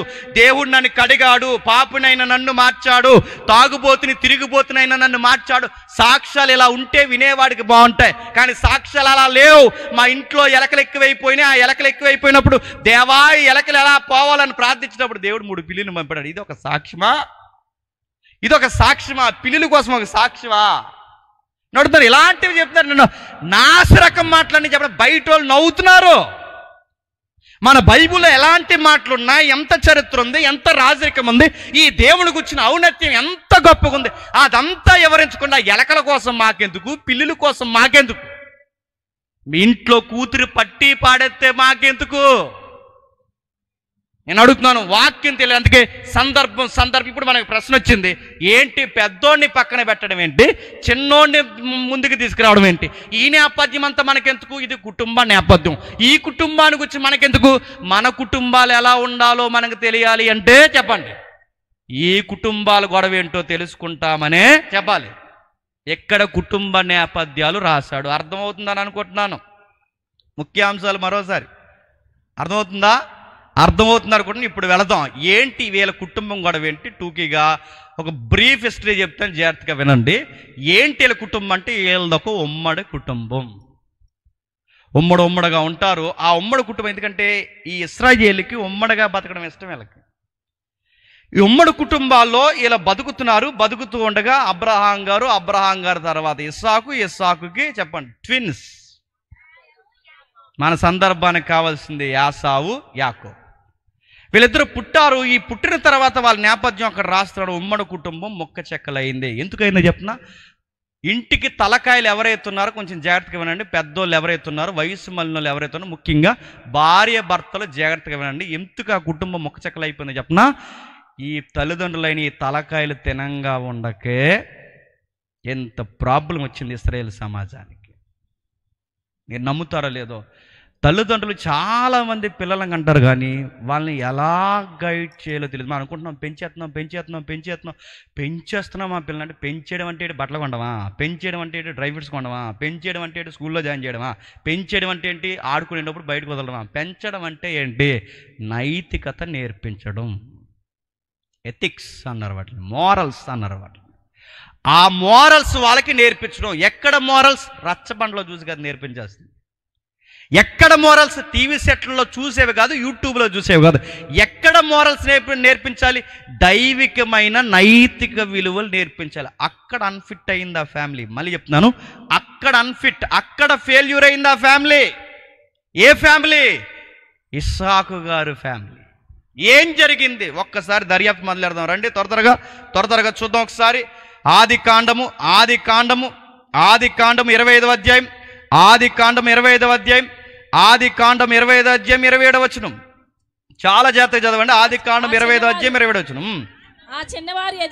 ఆ చిన్నవారు ఎదిగినప్పుడు యాసావు యాటాడుటయందు నేర్పరియై అరణ్యవాసిగా ఉండెను. యాకోబు సాధువై గుడారములలో నివసించుచుండెను. ఆగుదాం, ఏం చెప్తున్నాడు చూడండి. ఆ చిన్నవారు ఎదిగినప్పుడు, అంటే వీళ్ళు ట్విన్స్ అన్నమాట, పుట్టేశారు. వాళ్ళు పుట్టిన తర్వాత వాళ్ళ కోరికలు ఏంటో, వాళ్ళ వ్యక్తిత్వాలు ఏంటో, వాళ్ళ యాటిట్యూడ్ మొత్తం రాస్తున్నాడు చూడండి. వాళ్ళ ప్రవర్తన రాయడమే కాదు, వాళ్ళ లైఫ్లో టేస్ట్లు, డిజైర్లు ఏంటో చెప్తున్నాడు. యాసావు యాటగాడు అరణ్యవాసి, యాకోబు సాధువు గుడారవాసి. అంటే ఇద్దరు లైఫ్ స్టైల్ చెప్పేసారు. అంటే ఒక్క వచనంలో వాళ్ళిద్దరు లైఫ్ స్టైల్ ఉన్నాయి. ఏంటి? పెద్దోడు హంటర్, ఏటాడతాడు. ఏం ఏటాడతాడు? ఇంటికి కావలసిన ఎరల్ని కొట్టి తెస్తాడు. ఇంటికి కావలసిన తిను కార్యక్రమాన్ని, మాంసాన్ని, దుప్పుల్ని, జింకల్ని కొట్టి ఇంటికి తెస్తాడు. ఇప్పుడు చెప్పండి, ఈ టెక్స్ట్ చదువుతుంటే మనకి ఏమర్థం అవుతుందండి? కాస్త ఇంటికి గుప్పుడు మెతుకులు పెట్టేవాడు ఎవరండి చెప్పాలి? చిన్నోడా పెద్దోడా? మరో మాట చెప్పండి. ఇంటికి కాస్తంత ఉపయోగపడే పనులు చేసేది ఎవరు చెప్పండి? పెద్దోడే పనికొచ్చేలా అన్నాడు. పనికొచ్చేవాడిని దేవుడు అన్నాడు, ఈయన నాకు పనికిరాడు అన్నాడు. పనికి రాకుండా ఇంట్లో అమ్మ చుట్టూ తిరిగేవాడినేమో చెప్పండి. అదేంటండి? ఇంకా విచిత్రంగా ఉంది చూడండి. ఆ పెద్దోడు అరణ్యవాసి అంటే ఆడు అరణ్యానికి వెళ్తాడు. అబ్బాయికి ఫీల్డ్ నాలెడ్జ్ ఉందంట. మరో మాట చెప్పాలంటే ఆయన జంగిల్లో తిరిగే ఆయనకున్న జ్ఞానం చాలా గొప్పది. అంటే ఎక్కడ జింకలు ఉంటాయో, ఎక్కడ మృగాలు ఉంటాయో, ఏ టైంకి ఎక్కడ వాటిని అసాల్ట్ చేయొచ్చో ప్రతి విషయంలో కదలికలు ఇట్టే చెప్పగలడట. టార్గెట్ పెట్టాడో మిస్ అవ్వకుండా ఖచ్చితంగా కొడతాడంట. అంటే నేను అనుకుంటానండి మంచి షూటింగ్ ఉందన్నమాట. అంటే కరెక్ట్ ఫైరింగ్ ఉంది. ఎవరికి? యాసావు గారికి. అంటే ఆయన టార్గెట్ పెడితే బుల్లు మిస్ అవ్వకుండా కొడతారు. మనం టార్గెట్ పెడితే బుడకు కూడా వేయలదు. మనకి తీర్థాల్లో కొడతాం కదండి, ఈ బుడకు పెడతాం, ఆ పక్క బుడకు కూడా తేగలదు మనకి. మళ్ళీ చెప్తున్నాను, షూటింగ్ అంటే ఫైర్ చేయడం అనేది, టార్గెట్ కొట్టడం అనేది అంత ఈజీ కాదు. కాకపోతే బ్లాక్ అండ్ వైట్లో నుంచి మన సీరియల్లో, ఈ మూవీస్లో హీరోలు మన మార్క్ ముందు చూసాక, ఇప్పుడు ఎవరు చూడకుండా చూస్తే ఇంకా మీకు సమాధి రెడీ. అప్పుడు చూడకముందు, మన మార్క్ ముందు చూసిన సినిమాలో నాకు గుర్తుని చెప్తున్నాను, హీరోలు ఎలా కాల్చేస్తారండి, ఎలా కాల్చేస్తాడు, ఇలా కాలెత్తి కాల్చేస్తున్నాడు, ఎలా కాల్చేస్తున్నాడు, ఇంక వీడికి ఎలా పడితే ఇంకేం చూడరు. ఇంకా అంటే వీడికి ఏం ఒక సైట్ ఉండదు, ఒక టిప్ ఉండదు, దీనికి ఒక సూత్రం ఉండదు. అంటే అలా కాల్చేస్తే బయట అవుతాదా? పోలీసు వాడిని కాబట్టి చెప్తున్నాను, ఆల్మోస్ట్ అన్ని ఎఫెన్స్ నేను ఫైర్ చేశాను. షూటింగ్ చేయడం అనేది అంత ఈజీ కాదు. ఎలా కాల్చేస్తే అవదు, మూదు పగల కొట్టేద్దా తుపాకి. దానికి ఫోర్స్ ఉంటుంది. ఫోర్స్ అంటే అది ఇలాగా ఎప్పుడైతే ఆ బుల్లెట్ ముందుకెళ్ళిందో అది వెనక్కి గెంటుతుంది. అందుకే పెద్ద తుపాకీని, బ్రిటిష్ తుపాకీలని ఇక్కడ ఉంది చూసారా, ఈ నాభి లాంటి ప్రాంతంలో ఈ గూడు దగ్గర ఇక్కడ పెడతారు. ఎందుకు? అది ఇలా గంటకూడదు. దాన్ని బాడీతో అదిమి పెట్టి దాన్ని బొగ్గుతో పెట్టుకుని దానికి బ్యాక్ సైడ్ అప్పరేజర్ నుంచి పోర్సెట్ టిప్ మీదుగా టార్గెట్ని చూస్తే ఆ బ్రీతింగ్ బిగించి నిమిషాల వ్యవధిలో దాని బ్రీతింగ్ బిగించి కొడితేనే టార్గెట్ పడుతుంది. కానీ ఇలా కాల్చేస్తారు, ఇలా కాల్చేస్తారు. అలా జరగదు. బయట చాలా నిపుణత ఉండాలి, చాలా నిపుణత ఉండాలి. నేను అనుకుంటానండి ఈ అబ్బాయి ఇండియాలో లేడు కానీ ఇప్పుడు ఉండుంటే, లేదా ఇప్పుడు ఉండుంటే ఎక్కడున్నా ఈ అబ్బాయి యాసవ్ ఇప్పుడు లేడు కానీ ఒలింపిక్స్కి వస్తే ఖచ్చితంగా స్వర్ణ పథకాలన్నీ ఎవరికి వాళ్ళు చెప్పండి, గట్టి కొడతాడు. స్వర్ణ పథకాలు ఖచ్చితంగా కొడతాడు. అంత మంచి షూటర్ ఆయన, అలాంటి హంటర్ ఆయన, అలాంటి ఆయన దేవుడు అన్నట్టు నాకు పనికిరాడు అన్నాడు. మరి చిన్నోడు ఏం చేస్తాడు? ఏం చేయడు. అక్కడ రాశాడు చూడండి, సాధువై చెప్పండి. గుడారాలో సాధువు అంటే, సాధువు అని కానీ మీరు ఎక్కడో వేసుకుంటారు కదా నిలువు టెంకలు, అలా ఫీల్ అవ్వకండి. సాధువు అని మీరు ఎక్కడికి సాధువు అంటే కొంచెం వీక్గా ఉంటాడని, అంటే కొంచెం నెమ్మదిగా ఉంటాడు. ఒక మాటలో చెప్పాలంటే డల్ స్టూడెంట్ ఎవరు చెప్పండి? యాకోబు గారు. స్లోగా డల్గా ఏదని చెప్పామనుకోండి, ఆ చెప్పేసరికి ఆడికి చెప్పి కన్నా ఆ పని మనం చేసేసుకోవడం మంచిది అన్నట్టు ఉంటాడంట. రే ఇలా రా, అది ఇలా తే అనేసరికి అక్కడి నుంచి అలాగా క్యాటవాక్ చేసుకుని తెచ్చే లోపు మనం వెళ్ళి తెచ్చుకుంటాం. అంత స్లో అన్నమాట. ఎవరు స్లోగా ఉంటాడు. చెప్పింది ఏరా అంటే చేతనాలే, ఈ టైప్ అన్నమాట. స్లోగా ఉంటాడు, డల్గా ఉంటాడు. అలాంటి ఆయన్ని దేవుడు ఇష్టపడ్డాడట. ఇలాంటి ఆయనకి బాగా వినండి. ఈ నేపథ్యం నడుస్తూ ఒక రోజు ఏం జరిగిందంటే, మీకు తెలుసు, నేను ఈ స్టోరీ అంత వివరించట్లేదు, మనకి యాకోబు గారి కోసం అనవసరం, మనకు కావాల్సింది కుటుంబం కోసం అంతే. ఆ నడుస్తూ ఆ సందర్భం చరిత్ర నడుస్తుండగా ఒకరోజు వీళ్ళ అన్నయ్య ఏటకెళ్తాడుగా. ఆ ఏటకెళ్తూ వచ్చాడు. వచ్చిన వెంటనే ఒక మంచి కర్రీ కనబడుతుందంట. అది నాన్ వెజ్ కాదు, వెజ్ కర్రీ.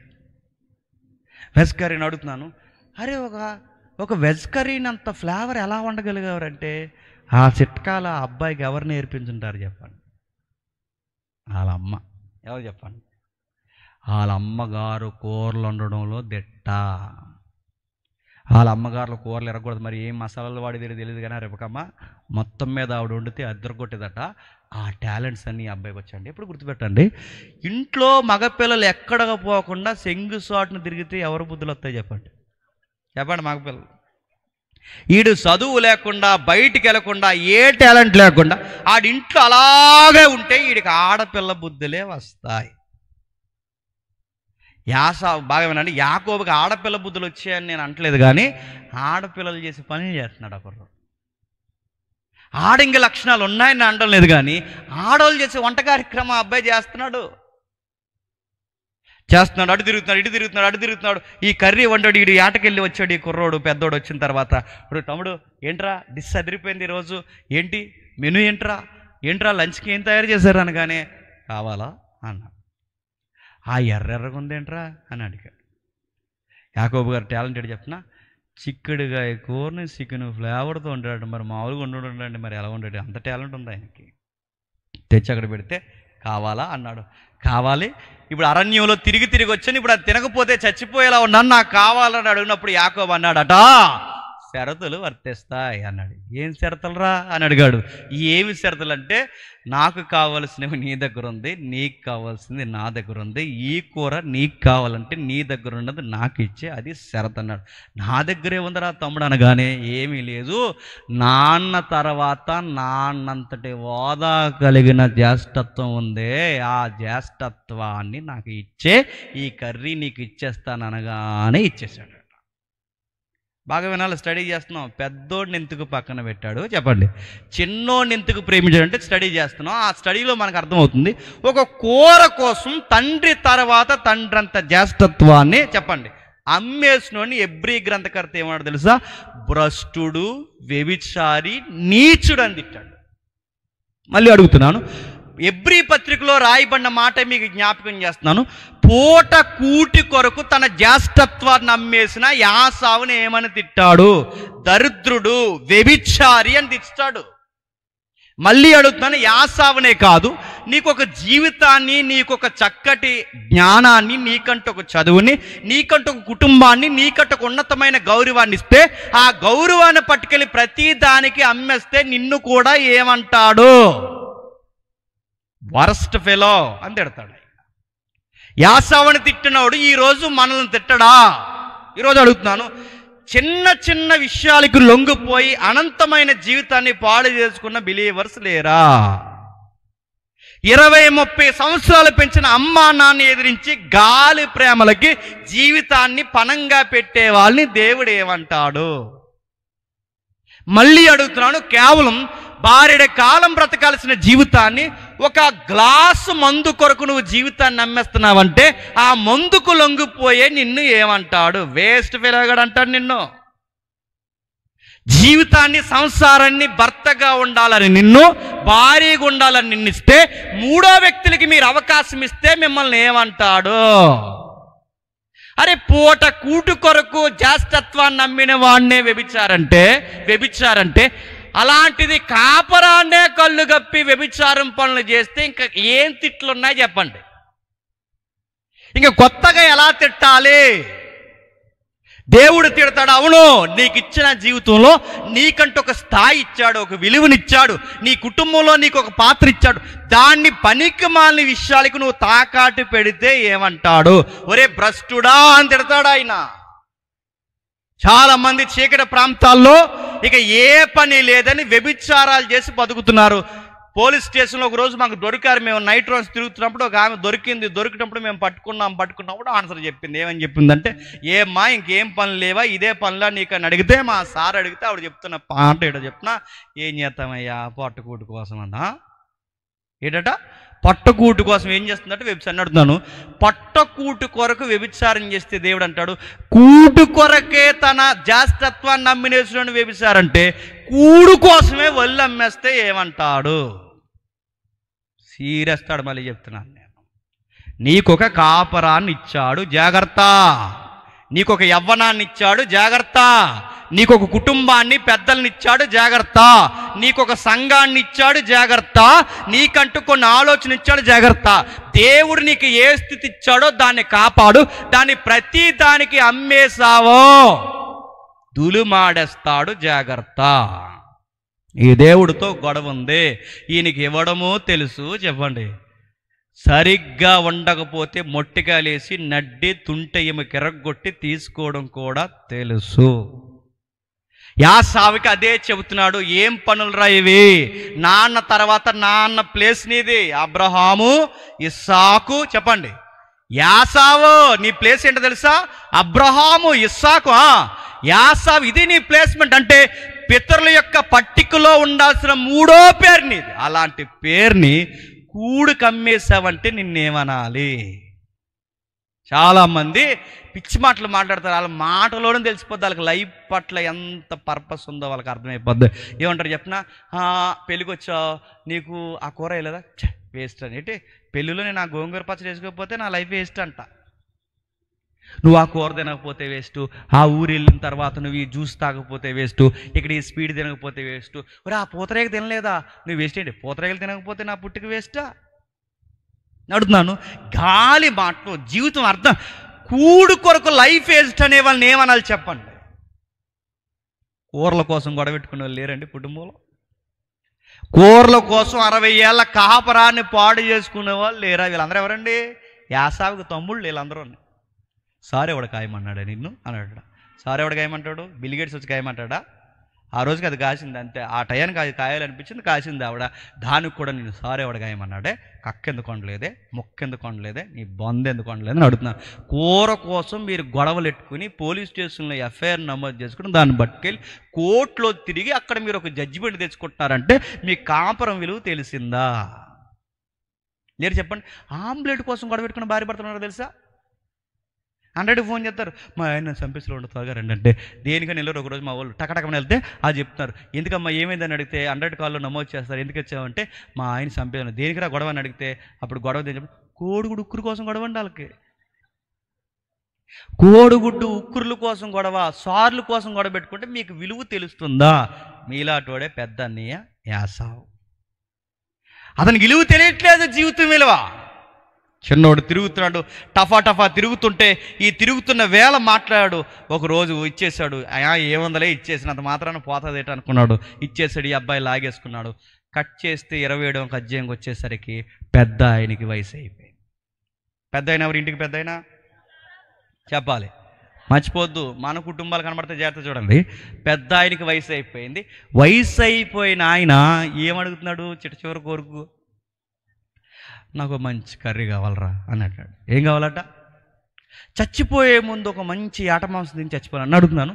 మీరు అబ్జర్వ్ చేయండి, కూరలు తినే అలవాటు ఏమో ఇస్సాకుకు ఉంది, అదే అలవాటు ఎవరికి వచ్చిందండి? పెద్దోడికి వచ్చింది. కూరలు వండే అలవాటు ఏమో వాళ్ళ అమ్మకుంది, అదే అలవాటు ఎవరికి వచ్చిందండి? అంటే ఇంట్లో ఎన్ని పార్టీలు ఉన్నాయి చెప్పండి? వైసీపీ టీడీపీ కాదు, చెప్పండి. ఇంట్లో ఎన్ని పార్టీలు ఉన్నాయి? 2 పార్టీలు ఉన్నాయి. ఒకటి తండ్రి పార్టీ, చెప్పండి. 2 తల్లి పార్టీ. కుటుంబంలో 2 పిల్లలుంటే ఇలా పార్టీలా ఉండే కుటుంబాలు ఇక్కడ ఎవరైనా ఉంటే జాగ్రత్త, నేను మీకోసమే మాట్లాడుతున్నాను. తల్లి సైడ్ ఉండే బిడ్డ ఒకరుంటారు, తండ్రి సైడ్ ఉండే బిడ్డ ఒకరుంటారు, లేరా? పెద్దోడేమో నాన్న సైడ్ అట, చిన్నోడేమో అమ్మ సైడ్ అట. నేను అడుగుతాను, కుటుంబంలో ఇలా ఉండొచ్చా? తండ్రి ఒక దిక్కు, తల్లి ఒక దిక్కు, ఎవరి ఆలోచన వాళ్ళు కలిగి మీకన్నా చిన్నవారైనా మీ పిల్లల దగ్గర, ఇంకా వయసులో చేదేంటో తీపేంటో తెలియని వారి దగ్గర కుటుంబ విషయాలు డిస్కషన్ చేస్తే ఆ కుటుంబం కలిసి ఉంటుందా? అలాంటి పొరపాటు పనులు ఈ పెద్దోళ్ళిద్దరూ చేశారు. పోయి పెద్దోడికి చెప్పాడు. ఏమని చెప్పాడంటే, నాకు తినడానికి కావాలరా, ఆ తెచ్చిన తర్వాత నేను ఏం చేస్తా అంటే, ఇంక నేను మరణానికి సమీపంగా ఉన్నాను, ఈ చనిపోయే లోపు నాకు యాట మాంసం తెచ్చి నువ్వు నాకు పెడితే నేను ఏం చేస్తానంటే ఈ ప్రాపర్టీ అంతా నీ పేరు మీదే నామినీ నేమ్ పెట్టేస్తా అన్నాడు. నామినీ నేమ్ ఎవరిదంట? ఇదిగో నెక్స్ట్ ప్రాపర్టీకి అథారిటీ నీదేరా, నెక్స్ట్ లీగల్గా ఇదిగో నువ్వే క్లెయిమ్ చేసుకోవచ్చు, తర్వాత నీకు ఇచ్చేదిగో. ఆ రోజుల ఆస్తులు అంటే ఏంటి? దేవుని దీవెనలు, ఆ జ్యేష్ఠత్వం, అదే కదా ఆ రోజుల్లో వాళ్ళకి ఆస్తులు. అవి నీకు ఇచ్చేస్తాను, నెక్స్ట్ లీగల్ నేమ్ నీవే క్లెయిమ్ చేసుకోవడానికి ఇదంతా నీకు ఇచ్చేస్తాను. దేన్ని బట్టి ఇచ్చేస్తాడు? భక్తిని బట్టి కాదు, విశ్వాసాన్ని బట్టి కాదు, దేన్ని బట్టి ఇచ్చేస్తాడట? కేవలం కూరదతే. నేను అడుగుతున్నాను, కూరకి ఆస్తులు అమ్మినట్టుగా కూరకి ఆశీర్వాదాలు అమ్మేసే నైజం ఇస్సాకుకు ఉంది, చెప్పండి. అదే నైజం ఎవరికి వచ్చింది చెప్పండి? పెద్దోడికి వచ్చింది. అమ్మేసాడట. వీళ్ళిద్దరూ సీరియస్గా మాట్లాడుకుంటున్నారు. ఏంటి? ఈ ఆస్తుల కోసం పెద్దోడు మాట్లాడుకుంటే వెనకాల ఉండి ఉంటుందండి ఇవిడికి భయం లేకుండా. ఎవరండి? మాట్లాడుతుందని చెప్పండి. భర్త మాటలు చాటు నుండి అలా భార్యలు వినొచ్చా? జీకే పెట్టి చెప్పండి. అలా వినొచ్చా? వింటే ఏమవుతుంది అడుగుతాను. ఆయన రహస్యాలు వేరు, నీ రహస్యాలు వేరుగా ఉండొచ్చా? అప్డేట్ యుగంలో ఒక మాట చెప్పనా, ఇద్దరికి ఫోన్లు ఉంటేనట, ఈవిడ లాకులు అంట ఆయనకి తెలియవంట, ఆయన లాకులు అంట ఈవిడ. ఇద్దరు డ్రైనేజీలోకి దూకిపోయారా? ఈవిడ స్టార్టింగ్ ఈవిడ కాంటాక్ట్లు వేరంట, ఈయన స్టార్టింగ్లు ఈయన కాంటాక్ట్. అలా ఉండొచ్చా అని అడుగుతున్నాను. మీ ఇద్దరి మధ్య దాపరికాలు ఏంటి? అసలు ఓపెన్ హార్టెడ్గా ఉండాల్సింది ఎవరు? మీ ఇద్దరు. మీరు ఎక్కడ ఓపెన్ అవ్వాలి? పిల్లల దగ్గర కాదు, చెప్పండి. భార్య భర్తలుగా మీ ఇద్దరు ఒకరికొకరు ఓపెన్గా ఉండాలి. ఉన్నారా? అదే పొరపాట్లు ఈ మధ్యకాలంలో మీరు గమనిస్తున్నారు లేదో, ఎవరి ఫోన్లు వారివి, ఎవరి కాంటాక్ట్లు వారివి. అదేరా ఫోన్ వస్తుంది తీయొచ్చు కదరా అంటే, నేను తీయనురా, అది తన ఫోన్ రా, బా ఎంత క్లాసిక్ నడుందా, అదేరా అంటే నీ సర్కిల్ వేరే, అవునరా తన సర్కిల్లోకి నేను వెళ్ళను, చెప్పండి. పోతారు త్వరలో మీ ఇద్దరు. అలా ఉండకూడదు. ఇద్దరు మాట్లాడుకోవాలి. సగం కుటుంబాలు ఎందుకు పాడైపోతాయి చెప్పనా? మీ ఇద్దరు మాట్లాడుకోరు. మీ ఇద్దరు మాట్లాడుకోకుండా ఈవిడేమో వాళ్ళ అమ్మకి చెప్తుంది, ఈవిడేమో వీళ్ళ అమ్మకి చెప్తాడు. వీళ్ళిద్దరు వచ్చి ఏం చేస్తారు చెప్పండి? పెద్ద గొడిగేస్తారు మధ్యలో. మీరు అదే చేసే పొరపాటు. మీ ఇద్దరు మాట్లాడుకోండి. పెళ్ళైన కొత్తని ఎంత బాగా మాట్లాడుకుంటారండి? పెళ్ళి ఎదుగు మీద మాట్లాడేసుకుంటారు. ఎంత సిగ్గు, మనకు సిగ్గు చేస్తాడు దానిని చూసి. పెళ్ళి ఎదుగు మీద మాట్లాడేసుకుంటారు, పెళ్లి చేస్తున్నారు మాట్లాడేసుకుంటారు, నవ్వేసుకుంటుంటారు. ఆ పెళ్ళి అయిన కొన్ని రోజులు నెలల్లో ఎంత దగ్గరగా నడుస్తారో, ఏగల దోమలు కూడా వెళ్ళవు, అంత చక్కగా దగ్గర నడుస్తారు. నేను మళ్ళీ అడుగుతాను, ఆఫ్టర్ 3 years తర్వాత మీకు డిస్టెన్స్ ఎందుకు పెరుగుతుంది? ఆ డిస్టెన్సే మీ కాపురానికి పెద్ద అగాధం అవుతుంది. పిల్లలు పుట్టి ఎంత పెద్ద అయినా మీ ఇద్దరు ఎప్పటికీ ఒకే మనసు కలిగి ఉండాలి. మీరు పిల్లలకు చెప్పేవేంటో చెప్పకూడనివేంటో మీరు మాట్లాడుకోవాల్సినవేంటో చెప్పాలి. మీకు ఇవన్నీ మీకు ఎలా తెలుసు అంటే నాకు ఇవన్నీ తెలియవు, బైబిల్ తెలిసి చదువుతుంటే నాకు తెలుసాయి. ఇవన్నీ మీకు ఎలా తెలుసు అంటే ఈ కుటుంబ నేపథ్యంలో జరిగిన మైనస్లు ఏంటో ప్లస్లు ఏంటో చదువుతుంటే అర్థమవుతుంది. అందుకే వీళ్ళిద్దరూ మాట్లాడుకుంటుంటే పెద్దావిడ ఎన్నావిడ ఏం చేయాలి, ఎన్నావిడ ఏంటండి ప్రాపర్టీ అంతా పెద్దోడికి ఇచ్చేస్తున్నాడు, చిన్నోడు ఏమైపోతాడండి అని డిస్కషన్ చేయాలిగా. ఆయనతో డిస్కషన్ చేయకుండా ఎవరితో డిస్కషన్ చేసిందంట? చిన్నోడా ఇలా రారా అందంట. వెళ్ళిపోయాడు చిన్నోడు. ఆ పిల్లతో ఒక అరగంటకు వచ్చి ఉంటాడులేండి, స్లోగా ఉంటాడుగా. వెళ్ళిన తర్వాత ఏ మమ్మీ అన్నాడు. ఏమీ లేదు, మీ మమ్మీ అదే మీ డాడీ ఏం చేస్తున్నాడంటే మొత్తం ప్రాపర్టీ మీ అన్నయ్యకి ఇచ్చేసేలా ఉన్నాడంటే. అంటే ఏంటి అని ఉంటాడు ఈ అబ్బాయి. ఎందుకంటే ఆ టైపు లెసన్స్ ఈ అబ్బాయికి ఎక్కువగా, మరి స్లో కదా. ఎత్తయ్యడు ముద్దు ఎవరికి ఇవ్వాలి? నీకు ఇవ్వాలి. మొత్తం అన్నయ్యకి ఇచ్చేస్తే రేపు పొద్దున్న నీ పరిస్థితి ఏంటని. ఇలాంటి అకౌంట్స్ ఎవరితో మాట్లాడుతుంది చెప్పండి? ఏమీ ఎరగని పిల్లలతో మాట్లాడితే ఏమవుతారు చెప్పండి? ఇప్పుడు అతిపెద్ద కోర్టులో జరిగే గొడవలు ఏంటి చెప్పనా? సంపాదించినంత కాలం సంపాదిస్తారండి వయసు అయిపోయే వరకు. సంపాదించిన తర్వాత అది ఎడదీయడానికి చెప్పండి కోట్లు చుట్టూ తిరుగుతాడు. సంపాదించింది వెళ్ళే, ఆ సంపాదించింది ఎడదీయలేక నరుక్కు చచ్చేది కూడా వెళ్ళే. చాలామంది సంపాదిస్తున్నారు, అది పంచడం సరిగ్గా లేకపోతే పెద్దోడికి జానా వెళ్ళినా చిన్నోడికి జానా తగ్గినా, చిన్నోడికి జానా వెళ్ళినా పెద్దోడికి జానా పెరిగినా మధ్యలో ఎవరిని కప్పెడతారు చెప్పండి? చెప్పండి, మిమ్మల్ని కప్పెడతారు. మీ సంగతి తెలుస్తారు. మీరు సంపాదన గొప్ప అనుకుంటున్నారేమో, దాన్ని ఎవరికి పంచాల్సింది వారికి సరిగ్గా పెంచి నీ తర్వాత పంచిన తర్వాత నీ పరిస్థితి ఏంటో నీకు తెలియకపోతే నేను తీసుకెళ్ళి వృద్ధాశ్రమంలో జాయిన్ చేసేస్తారు. జాగ్రత్త, సొసైటీలో జరుగుతున్నవి ఇవే. ఈ కుటుంబంలో అలాంటి పరిస్థితులే దాపరించాయి. ఏం దాపరించాయి? చిన్నోడికి చెప్పింది ఏమని? అన్నయ్య వచ్చి ఏట మాంసం అన్నయ్య అక్కడి నుంచి తెచ్చే లోపు నువ్వేం చేస్తావంటే, నువ్వు వెళ్ళి ఆ ప్లేస్లో నువ్వేం చేస్తావంటే నువ్వే వేస్తావుగా ఆ మాంసాన్ని ఇచ్చారా నాన్న, నువ్వే అనుకుని ఆ చేతులు పెట్టి నేను దీవించేస్తాడంటే, మమ్మీ ఇది క్రైమ్ అవుద్దేమో కదా అన్నాడు. అదంతా నేను చూసుకుంటాను లేరా అంది. అలా చెప్పచ్చండి పిల్లలకి? చాలామంది తల్లుల దగ్గరికి పిల్లలు వచ్చి అడుగుతారు, మమ్మీ ఓ 100 ఉంటే ఇవే, మమ్మీ ఒక 500 ఉంటే ఇవ్వంటే, నా దగ్గర లేవురా అన్న, ఊరుకోవాలి లేవని. కానీ ఏమంట చెప్పు, మీ నాన్న అడుగు అంటది. నేను అడిగితే తిడతాడంటే, అందుకే ఆ జేబులు ఎడతాడు చూడు అందంట. అలా చెప్పచ్చా? నేను అడుగుతున్నాను, లెక్క తెలిసిపోద్దేమో మమ్మీ అంటే, అంత లెక్కలు తెలిస్తే ఎప్పుడు ఎడుతుంది మీ నాన్న, ఆ మధ్యలో కాయంతింది తెల్లు అందంట. నేను అడుగుతున్నా, ఇలాంటివి చెప్పొచ్చా? 3వ సొక్క కింద ఎడతాడు, తీరువా మూలను ఎడతాడు, అదిగో ఆ పైన దాస్తాడు. ఇలాంటివి చెప్పే తల్లులు, భయం లేని తల్లులు లేరండి? మీ నాన్న కోపడినప్పుడు ఈ సెట్గా ఉపయోగించు, పడుంటాడు అని చెప్పేవాళ్ళు లేరండి? చెప్పేవాళ్ళు ఉన్నారు. నాన్న వీక్నెస్లు చెప్పే తల్లులు లేరా? నాన్నకి ఈ టైంలో ఇలా ఉండకరా అని చెప్పి వీక్నెస్లు చెప్పేవాళ్ళు లేరా? ఉన్నారు. ఇవే పొరపాట్లు, అవే. అదే చెప్తుంది, మమ్మీ డాడీకి తెలిసిపోద్ది కదంటే, ఈయన గారితో ఆవిడ అంటుందట, ఏం తెలుస్తుంది, ఏం తెలియదులే, నేను ఒక మాట చెప్తాను గమనించు, ఏమీ తెలియదు, నువ్వు అలా వెళ్ళు, మీ నాన్న కనబడదుగా, అప్పుడు నువ్వేమంటావంటే, ఎన్నిసార్లు అడిగి నువ్వేమంటావంటే, నేను పెద్దోడినే అను. స్వరం గమనిస్తాడు, తడిమి చూసినప్పుడు మరి తెలిసిపోద్ది, నా శరీరం ఏమో నున్నగుంటుంది, అన్ని శరీరానికి రోమాలు ఉంటాయి, మరి నేను ఎలా మమ్మీ కవర్ చేయడం అంటే, అందుకేగా నా దగ్గర ఒక ఐడియా ఉంది. ఆ ఐడియా ఏంటంటే, నీకు ఒక స్పెషల్ సూట్ కుట్టించాను అంత. ఆ సూట్ ఏంటి కదా, మేకతోలు. ఆ మేకతోలు మీదేసుకుని అలా చెయ్యి అలా దగ్గర పెట్టు, డాడీ అలా తరిమినప్పుడు వెంటనే అంటాడు, ఏమంటాడంటే, వచ్చేవరా పెద్దవాడు, ఎంత త్వరగా ఎలా వచ్చావంటే, నేను అడుగుతున్నాను గమనించండి, నీ దేవుడు నా దేవుడు త్వరగా ఎర్రదొరికేలా చేశాడంటాడు. ఈ మాట రెబెక్కమ్మ చెప్పలేదండి. ఈ మాట రెబెక్కమ్మ చెప్పలేదంటే, రెబెక్కమ్మ చెప్పింది ఎంత, యాకోబు చేసేది చెప్పండి ఎంత. పిల్లలకి మీరు ఎంత నేర్పిస్తే చెప్పండి, చూసిరంటారు అంటే చెప్పండి. అది మీరొక్కసారి ఎంకరేజ్ చేశారో వాళ్ళని పట్టుకోవడం అసాధ్యము. ఆ అబ్బాయి అదే చేస్తున్నారు చూడండి. ఆ అబ్బాయికి చెప్పింది 4 మాటలే, కానీ అబ్బాయి ఇప్పుడు సీన్లోకి ఎవరిని కలిపేస్తున్నాడు తెలుసా? దేవుని కూడా కలిపేశాడు. మొత్తం మీద ఇచ్చేశాడు, తెలిసిపోయింది. ఆ తిరిగి వచ్చేసరికి పెద్దోడు తెలిసిపోయింది. ఎందుకంటే రహస్యమైనవి దాగు. ఒక నీతి ఎప్పుడు గుర్తుపెట్టుకోండి, మనం ఎవరికి తెలియకూడదు అనుకుంటామో చెప్పండి, ఖచ్చితంగా వాళ్ళకే తెలుస్తుంది. నువ్వు ఏదో అనుకుంటున్నావు పెద్ద తెలివైనోడివి, తెలివైన దానివని. నువ్వు ఎవరికి తెలియకూడదు అనుకుంటావు వాళ్ళకే తెలుస్తుంది. ఆ రోజు నీకు ఈ మాట అన్నాను ఏమనుకోకండి, తగలడిపోద్ది.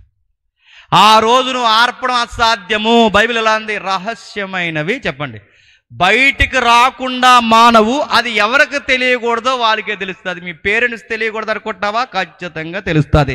నీ యజమానికి తెలియకూడదు అనుకుంటున్నావా? ఖచ్చితంగా తెలుస్తుంది. నీ యొక్క భర్తకు తెలియకూడదు అనుకుంటున్నావా? ఖచ్చితంగా తెలుస్తుంది. నీ భార్యకి తెలియకూడదు అనుకుంటున్నావా? ఖచ్చితంగా తెలుస్తుంది. నువ్వు వద్దనుకున్నది ఖచ్చితంగా తెలుస్తుంది. తెలిసిపోయింది. ఎవరికి తెలియకూడదు అనుకున్నారు, ఆ అబ్బాయికి తెలిసిపోయింది.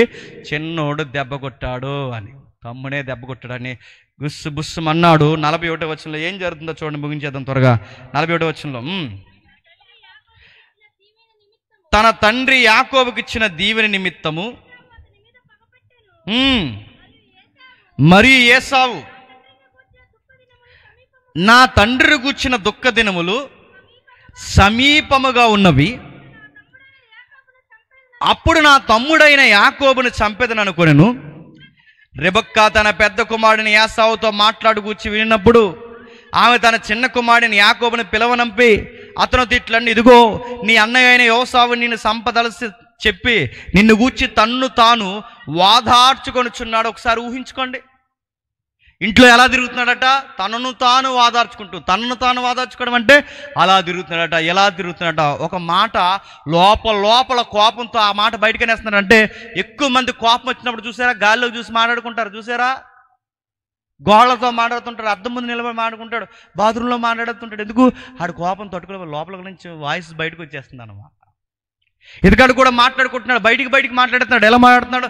చంపేస్తాను ఎదవని, చంపేలేదవని, నన్నే దెబ్బ కొట్టాడు, నన్నే మోసం చేస్తాడు, తీసేయాలి ఎదవని అంటున్నాడు. అయితే మరి తీసేయచ్చుగా అంటే, నాన్న వృద్ధాప్యంలో ఉన్నాడు, ఇప్పుడు తీసేస్తే మా నాన్న బాధతో చచ్చిపోతాడు. అందుకే మా నాన్న చనిపోయిన వెంటనే సమాధి ఆరకుండానే మా తమ్ముడిని సమాధికి పంపాలని చెప్పండి.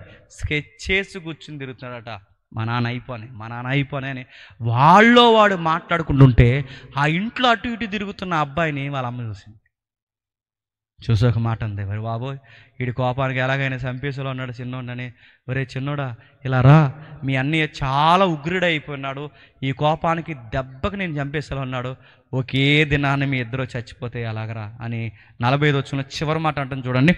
ఒక్కనాడే మీ ఇద్దరిని నేను పోగొట్టుకొనుటే అలా. ఇప్పుడు ప్రశ్న అర్థం చెప్పండి, రెబెక్కమ్మ మంచిదా చెడ్డదా? మిమ్మల్ని అడుగుతాను చెప్పండి, రెబెక్కమ్మ మంచిదా చెడ్డదా? మంచిదేనండి. ఎంత మంచిదో చెప్పనా? ఆమె ఎంగేజ్లో ఉన్నప్పుడు ఆమె సాక్ష్యం చదవండి, ఆమె వయసులో ఉన్నప్పుడు ఆమెను సాక్ష్యం చదవండి. మరియమ్మను గూర్చి ఎలాగైతే చదువుతామో అచ్చు మరొక మరియమ్మలా కనబడుతుందండి. అంత మంచి సాక్ష్యం ఎవరో చెప్పండి? రెబెక్కమ్మది. ఆ అమ్మాయి గురించి బైబిల్ ఇలా చెప్పింది, నేను తీయట్లేదు సందర్భాలు. చక్కని చిన్నది, పురుషుని ఎరగనిది. ఆ అమ్మాయి ఏ అబ్బాయిలతో మాట్లాడదట? కట్టుకోబోయేవాడిని తప్ప, ఇంటిలో తప్ప బయట ఏ ఫ్రెండ్ సర్కిల్ మెయింటైన్ చేయలేదట. అంత మంచి సాక్ష్యం కలిగిన చక్కటి కూతురు, ఇన్ని విలువలున్న అమ్మాయి కుటుంబాన్ని చేతులారా ఎందుకు పాడు చేసుకుంటుంది? మంచిదా చెడ్డదా? మరి మంచిదైనది ఇంత మాట అంది. ఒకే నాడు మీ ఇద్దరు చనిపోతే నేను ఎలా అంటే, ఇద్దరు కొట్టుకు చచ్చిపోతారని వీడికి తెలియదా? ఇంత రిస్క్ ఎందుకు తీసుకుంది? కుటుంబాన్ని పాడు చేసుకునే రిస్క్ ఎందుకు తీసుకుంది? అన్నదమ్ములు ఇడిపోయి ఇంత అగాధం ఏర్పడుతుందని తెలిసినా ఇలాంటి బోడి సలహాలు చిన్న కొడుకు ఎందుకు ఇచ్చింది? అంటే తెలిసే చేసిందా? తెలిసే చేసింది. ఎంతకి ఇలా చేసింది? చెడ్డది కాదు, ఆమె మంచిదే. ఎంతకి ఇలాంటి ప్రాబ్లం చేసింది? ఇంత ప్రాబ్లం అయిన తర్వాత ఇప్పుడు హై ఓపెనింగ్ అయ్యింది. ఇప్పుడు వాళ్ళ భర్త దగ్గరకు వచ్చి అంటుంది, ఏమండి వీళ్ళిద్దరూ ఒకే రోజు చనిపోతే ఏమైపోవాలండి? మీరు చిన్నోడికి 4 మాటలు చెప్పండి అని ఇప్పుడు వచ్చి మాట్లాడుతుందండి. ఈ మాటలు ఏదో చెప్పండి, 27వ అధ్యాయం ముందే మాట్లాడుంటే ఎంత గొడవ వచ్చేది కాదు. మళ్ళీ చెప్తున్నాను, కాపరాలు ఎంత గిడిపోతాయి చెప్పనా? తలకాయలు 2 మాట్లాడుకోవాలి. మీరు మాట్లాడుకోరు. ఆవిడ మాట్లాడుతుంటే ఈవిడ గోడకు చూస్తుంటాడు, ఈవిడ మాట్లాడుతుంటే ఈవిడేమో కిజినేపు చూస్తుంది. ఎందుకు అడుగుతున్నా? అలా ఒకరు ముఖమే ఒకరు చూసుకోకపోతే, కూర్చుని పట్టున 4 మాటలు మీరు మాట్లాడకపోతే ఆ కుటుంబం ఎవరిది అనుకుంటున్నారు? ఆవిడ ఏదని చెప్తుంటే కుక్క కసలు కసుకుంటుంది అంటుంటాడు. అడుగుతున్నాను, చెప్తుంది కాస్త ఏం చెప్తుందో విను. ఏం చెప్తుందో వింటావా? చూద్దాంలే, సాయంత్రం వద్దాంలే, రేపు చూద్దాంలే, వెళ్దాంలే, ఎక్కడెట్టో సాక్స్లే అయ్యే నడుతున్నా. వినరా అయ్యా, ఏం చెప్తుందో విను. నీ లైఫ్లో ఇంపార్టెంట్ పర్సన్ ఎవరైనా ఉన్నారంటే నీ లైఫ్ పార్ట్నర్. ఏం చెప్తుందో విను. నువ్వు పెద్ద ప్రధానమంత్రిలా ఫీల్ అవ్వకు, విను. ఏం చెప్తుందో విను. ఆవిడ ఏం చెప్తుందో విను. వీళ్ళు మాట్లాడుకోకండి ప్రాబ్లం వచ్చింది. ఎప్పుడు మాట్లాడుకున్నారో తెలుసా? వీళ్ళిద్దరూ కొట్టుకునే పరిస్థితులకు వచ్చేసరికి అప్పుడు మాట్లాడింది పెద్ద ఆయనతో. 28 అధ్యాయం 1 రోజున ఇస్సాకు యాకోబుని పిలిపించి, నువ్వు కానాను కుమార్తెలో ఎవరిని వివాహం చేసుకోకూడదంటే నేను అడుగుతున్నాను, ఎవరిని వివాహం చేసుకోకు. నువ్వు లేచి పద్నాలుగులో నీ తల్లికి తండ్రి అయిన బేతేలు ఇంటికి వెళ్ళి అక్కడ నీ తల్లి సహోదరుడు లామాను కుమార్తెలు ఒక దాన్ని వివాహం చేసుకుని అతనికి ఆజ్ఞాపించను. సర్వశక్తి గల దేవుడు నిన్ను ఆశీర్వదించి నీవు అనేక జనములన్నట్టు నీ సంతానాభివృద్ధి కలగజేసి నువ్వు విస్తరింపజేసి నీవు పరవాస అయిన దేశమునకు అనగా దేవుడు అబ్రహాముకి ఇచ్చిన దేశమును నీకు స్వాస్యము చేసుకున్నట్లు అడుగుతున్నాను. ఇప్పుడు ఈ పాయింట్ అర్థమైందండి ఎవరికి? ఇస్సాకు గారికి. ఇస్సాకు గారికి అబ్రహాముకు వాగ్దానం చేసిన దేశం ఇవ్వాలన్న పాయింట్ ఇప్పుడు ఎందుకు అర్థమైంది? నాకు అర్థమైన విషయం చెప్తున్నాను. ఇప్పుడు వీళ్ళిద్దరు మాట్లాడుకున్నారు. ఎవరిద్దరు? భార్య భర్తలు. ఏ విషయం మాట్లాడుకున్నారు?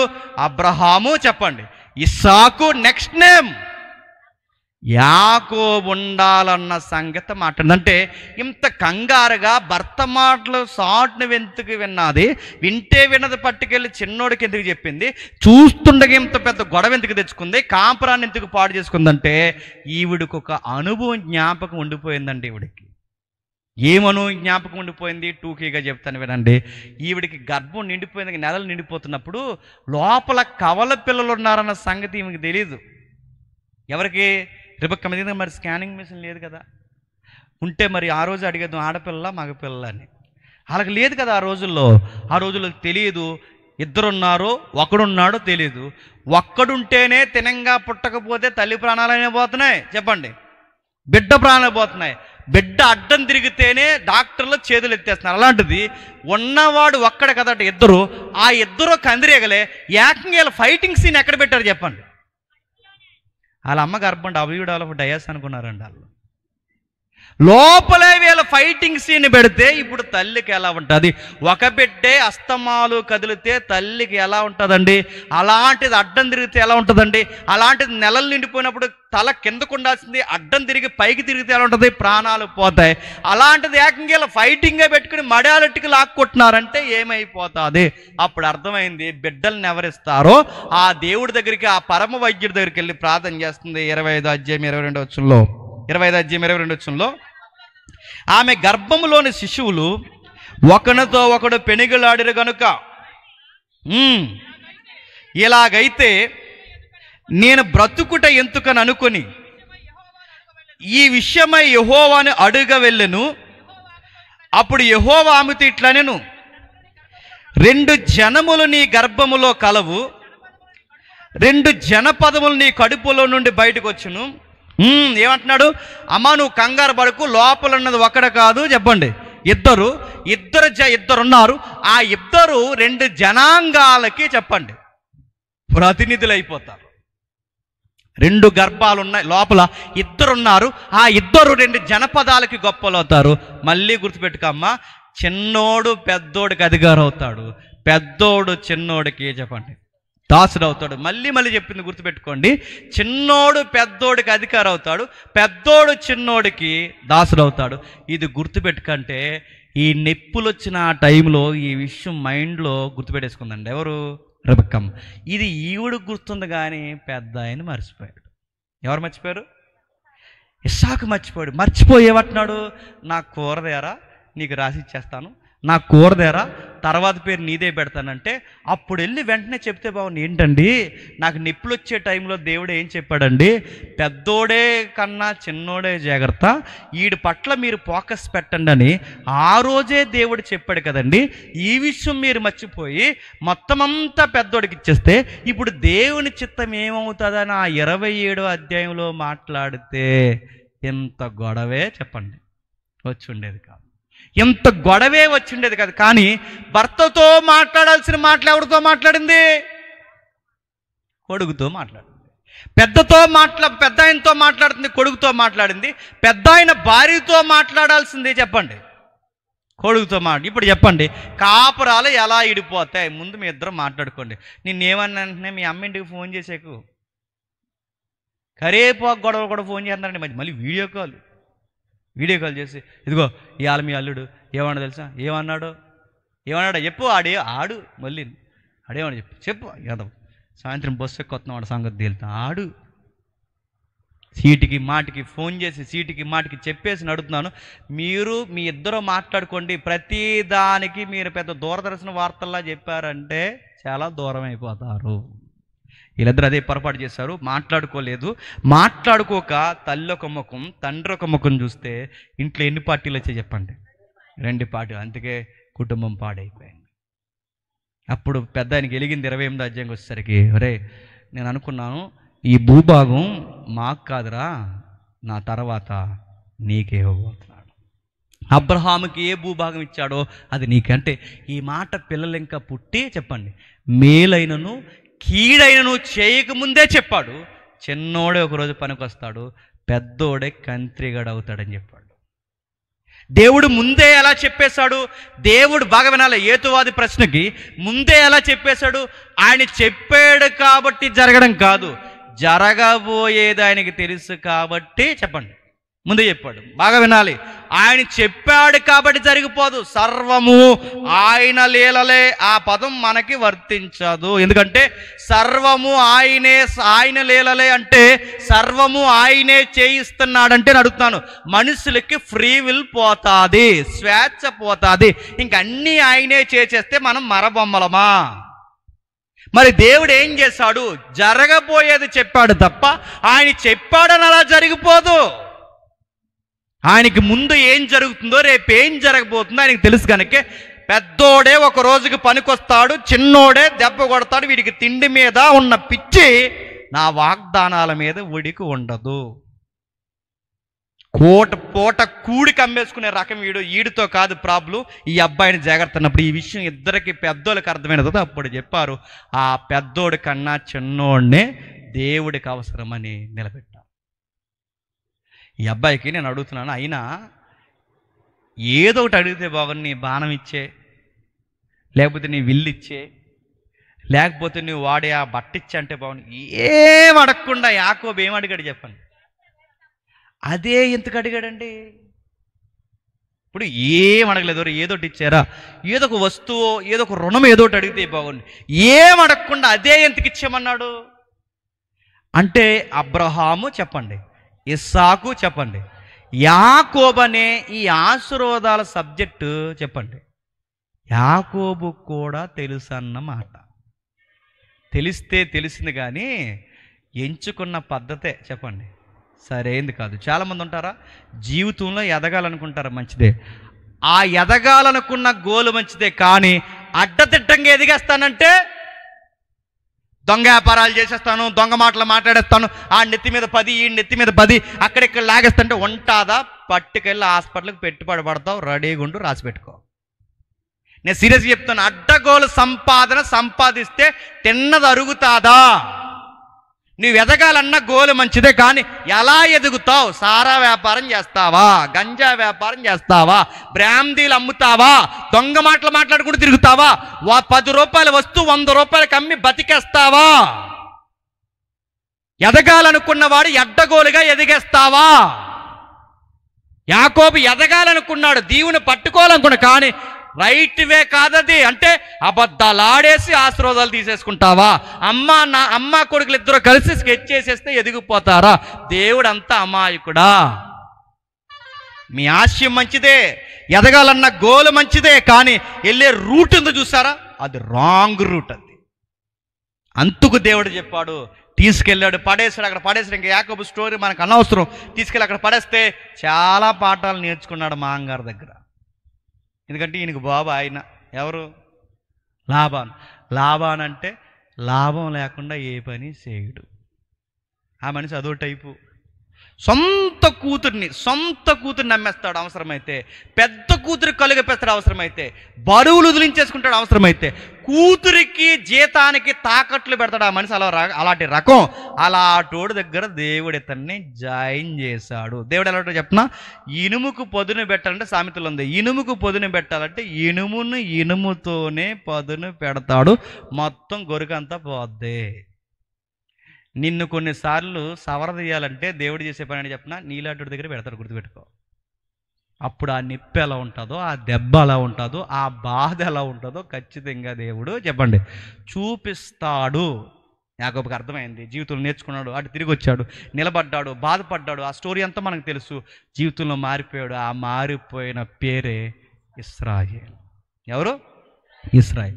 ఆ ఇశ్రాయేలుకి 12 మంది పుడితే, ఆ 12 మందికి 12 మంది సంతానం, ఆ 12 మందికి పిల్లలు పుడితే, ఆ జనాంగానికి వచ్చిన పేరే ఇశ్రాయేల్. ఈ అబ్బాయికి ఆశీర్వాదాలు పిచ్చి ఎందుకు వచ్చిందంటే, గోలు బాగానే ఉంది కానీ ఈ అబ్బాయి లైన్ కరెక్ట్ కదా. ఎందుకు వచ్చిందంటే, వీళ్ళ తాతయ్య గారు ఎవరండి? నేను ముగించేస్తాను, ఒట్టే చెప్తున్నాను, ముగించేస్తాను. చెప్పండి, వీళ్ళ తాతయ్య గారు ఎవరండి? అబ్రహాం గారు. వీళ్ళ తాతయ్య గారు చిన్నప్పటి నుంచి మనవళ్ళగున్న వీళ్ళిద్దరిని కూర్చోబెట్టి పాఠాలు చెప్పాడు. మీరు ఎలా చెప్పగలరు, మీరు అప్పుడు పుట్టారని సీరియస్గా నా వైపు చూడకండి. ఆ లెక్కలు తెలిస్తే మనకు అర్థమవుద్ది. లెక్కలేంటి బాగా వినండి. అబ్రహాం గారికి ఇస్సాక్ గారు ఎన్ని సంవత్సరాలు పుట్టాడండి? 100 ఏళ్ళకి, 100 ఏళ్ళకి పుట్టాడు. అబ్రహాం గారికి ఇస్సాక్ గారు పుట్టిన సంవత్సరం ఎంత? 100 ఏళ్ళకి పుట్టాడు. అబ్రహాము గారికి ఇస్సాకు 100 ఏళ్ళకి పుడితే, 40 ఏళ్ళకి పెళ్ళి అయింది. ఎవరికి? యాకోబు గారికి, క్షమించండి ఇస్సాక్ గారికి. 40 ఏళ్ళకి ఇస్సాక్ గారికి పెళ్ళి అయితే 60 సంవత్సరాలు, అంటే సరిగ్గా పెళ్ళైన 20 సంవత్సరాలకి ట్విన్స్ పుట్టారు. ఎవరు? వీళ్ళిద్దరూ, యాకోబు, యాసావు. అంటే ఈయనకి 60 సంవత్సరాలు వచ్చేసరికి 2 పిల్లలు పుట్టారు. ఇప్పుడు ఇస్సాకుకి 60 వస్తే అబ్రాహాంకి ఎంత వస్తుంది? ఇస్సాకుకి 60 వస్తే అబ్రహాంకి ఎంత వస్తుంది? 160. అబ్రహాము గారు టోటల్ బ్రతికింది ఎంత? 175. 175లో 160 పక్కకి తీసండి, ఇంకా ఎన్ని సంవత్సరాలు ఉంటాయి? 15 సంవత్సరాలు ఉన్నాయి. అంటే 15 సంవత్సరాల వయసు వచ్చేంత వరకు ఈ పిల్లలు ఎవరి ముందు ఎదిగారు చెప్పండి? అబ్రహాం ముందు ఎదిగారు.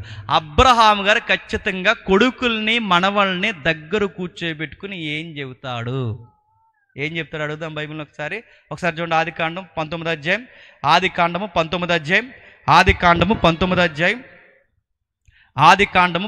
అధ్యాయం, క్షమించండి 18వ అధ్యాయం 19వ వచనం. ఎట్లనగా యెహోవా అబ్రహాము గూర్చి చెప్పినది మీకు కలుగు చేయనట్లు తను తరువాత తన పిల్లలు. అబ్రహాము గారికి ఎంతమంది పిల్లలు చెప్పండి. మరి తన పిల్లలేంటి? ఎబ్రీలో ఒక అర్థం ఉంది. ఎబ్రీ ప్రజలకు ఉన్న అర్థం ఏంటంటే, కొడుకు పిల్లలను కూడా చెప్పండి తన పిల్లలు అంటారు, తమ్ముడు పిల్లలను కూడా నా పిల్లలు అంటారు. మరో మాట చెప్పనా, తమ్ముడు కొడుకుని తమ్ముడని కూడా పిలుస్తారు. అక్కడ తన పిల్లలు అన్నాడంటే తన పిల్లలకి ఏమి నేర్పించాడట? తన పిల్లలంటే ఇప్పుడు ఇస్సాకు పిల్లలు కూడా ఎవరి పిల్లలు? అబ్రహాం గారి పిల్లలు. ఏమి నేర్పిస్తున్నారు చూడండి. నీతి న్యాయములు జరిగించుచు యెహోవా మార్గమును గైకొనుటకు అతడు వారికి ఆజ్ఞాపించినట్లు నేను అతన్ని ఎరిగి తిని. ఇప్పుడు చెప్పండి, యాకోబు యాసావులకి ఖచ్చితంగా తాతయ్య గారు మనవళ్ళకి ఏం చెప్పుంటాడు చెప్పండి? మరే జీవితంలో అన్నీ చూశాను, ఇలా ఉంటే దేవుడు ఆశీర్వదిస్తాడురా, ఇలా ఉండకపోతే దేవుడు దెబ్బ కొడతాడురా. జీవితంలో సంపాదించుకున్నది ఏదన్నా ఉందంటే ఆశీర్వాదాలురా, ఇలా ఉండాలన్న సబ్జెక్టు ఇద్దరికి చెబితే ఆధ్యాత్మిక చింతన ఆశీర్వాదాల సబ్జెక్టు యాకోబుకి ఎక్కింది. ఎప్పుడు ఏది తినేద్దామా అని తిరిగే దరిద్రపు లక్షణాలన్నీ ఎవరికి ఎక్కాయి చెప్పండి? అది. ఇప్పుడు ఇక్కడ ఎంతమంది ఉన్నారండి? కొంతమందికి ఈ వాక్యం చాలా ఆనందంగా ఉంటుంది, కొంతమందికి ఆకలేస్తుంటుంది. ఎందుకు అంతే, ఎప్పుడు జనాల్లో రెండు రకాలు ఉంటారు. ఇద్దరికి ఆ వాక్యం చెప్తే, అంటే అబ్రహాం గారు ఇద్దరికి మాటలు చెప్తుంటే చిన్నోడికి ఎక్కింది చెప్పండి, పెద్దోడికి ఎక్కలేదు. అంతే, ఎక్కింది అయితే ఎక్కింది కానీ వెళ్ళే పద్ధతి మాత్రమే చెప్పండి. వాళ్ళ అమ్మగారు చెడగొట్టారు. వాళ్ళ అమ్మగారు ఎందుకు చెడగొట్టారు? ఆవిడ మంచిదేనండో. ఎందుకు చెడగొట్టిందంటే ఆవిడ ఏమనుకుంది, దేవుడు చిన్నోడిని జాగ్రత్తగా చూడమన్నాడు, జాగ్రత్తగా చూడాలని ఎంత జాగ్రత్తగా చూసి మొత్తానికి ఆభరణాన్ని పాడు చేసుకుంది. ఆవిడది తప్పేం లేదు, కాకపోతే పద్ధతులు తప్పు. ఇదంతా చదివిన తర్వాత యాకోబుని దేవుడు దీవించాడు. ఎంత దీవించాడు ఇప్పుడు చెబుతున్నాడు మలాకి గ్రంథంలో. మర్చిపోకండి, మలాకి గ్రంథం మొదటి అధ్యాయం, మలాకి గ్రంథం మొదటి అధ్యాయం, మలాకి గ్రంథం మొదటి అధ్యాయం 2వ వచనం నుంచి. యెహోవా సెలవిచ్చినదేమనగా, యెహోవా సెలవిచ్చినదేమనగా, నేను మీ ఎడల ప్రేమ చూపితిని. అయితే మీరు ఏ విషయమందు నీవు మా ఎడల ప్రేమ చూపితివందురు. ఏశావు యాకోబునకు అన్నకాడ వాళ్ళు అడిగిన ప్రశ్న ఏంటండి, నువ్వు ఏ విషయమందు మనం ప్రేమించమంటే ఆయన ఏమన్నాడు, మీ నాన్న ప్రేమించాలన్నాడు. వీళ్ళ నాన్న ఎవరు చెప్పండి? మీ నాన్న యాకోబు. నిజంగా మీ నాన్న ప్రేమించాను. మీ నాన్నే గనక ప్రేమించకపోతే ఈ ప్రశ్న అడగడానికి కూడా ఈరోజు మీరు నా ఎదురుగా చెప్పండి ఉంటారు. ఎందుకు? మీ నాన్న ఏమైనా తిన్నంగా ఉన్నాడా? మీ నాన్న వాళ్ళ నాన్నకి అబద్ధం చెప్పాడు, మీ నాన్న వాళ్ళ అన్నయ్యకి అబద్ధం చెప్పాడు, మీ నాన్న తినంగా ఉన్నాడా? మీ నాన్న ప్రేమ పెళ్ళిళ్ళని తిరిగాడు, మీ నాన్న తినంగా ఉన్నాడా? మీ నాన్న ఇలాంటి పనులు చేయకూడదని బేతేల్లో దర్శనమిచ్చి నిచ్చెన ఒకటి చూపించి, అలా కాదు ఇలా ఆధ్యాత్మిక చింతనని నిచ్చెన చూపించిన తలగాడిగా చేసుకున్న రాయి కుప్ప పెట్టి పేరెట్టి వెళ్ళిపోయాడు తప్ప అసలు నేనేంటి ఆశీర్వాదాలు ఏంటి మీ నాన్నకి బుర్రకి ఎక్కిందా? మళ్ళీ 25 ఏళ్ళ తర్వాత తిరిగి వచ్చి నది ఒడ్డు నిలబడితే కానీ మీ నాన్నకు అర్థం కాలేదు. మీ నాన్న కుప్పు గంతులు వేసినప్పుడే, మీ నాన్న వాళ్ళ నాన్నకి అబద్ధాలు చెప్పినప్పుడే, మీ నాన్న వాళ్ళ అన్నయ్యకి అబద్ధాలు చెప్పినప్పుడే, మీ నాన్న ప్రేమని తిరిగినప్పుడే, ఆ రోజే మీ నాన్నను లేకుండా చేస్తే ఈరోజు మీరు ఉంటారా? మీ నాన్న ప్రేమించాలంటే అర్థం ఏంటి చెప్పనా? మీ నాన్నకి భక్తిహీనత ఉన్నప్పటి నుండి నేను ప్రేమించాను. ఎందుకు?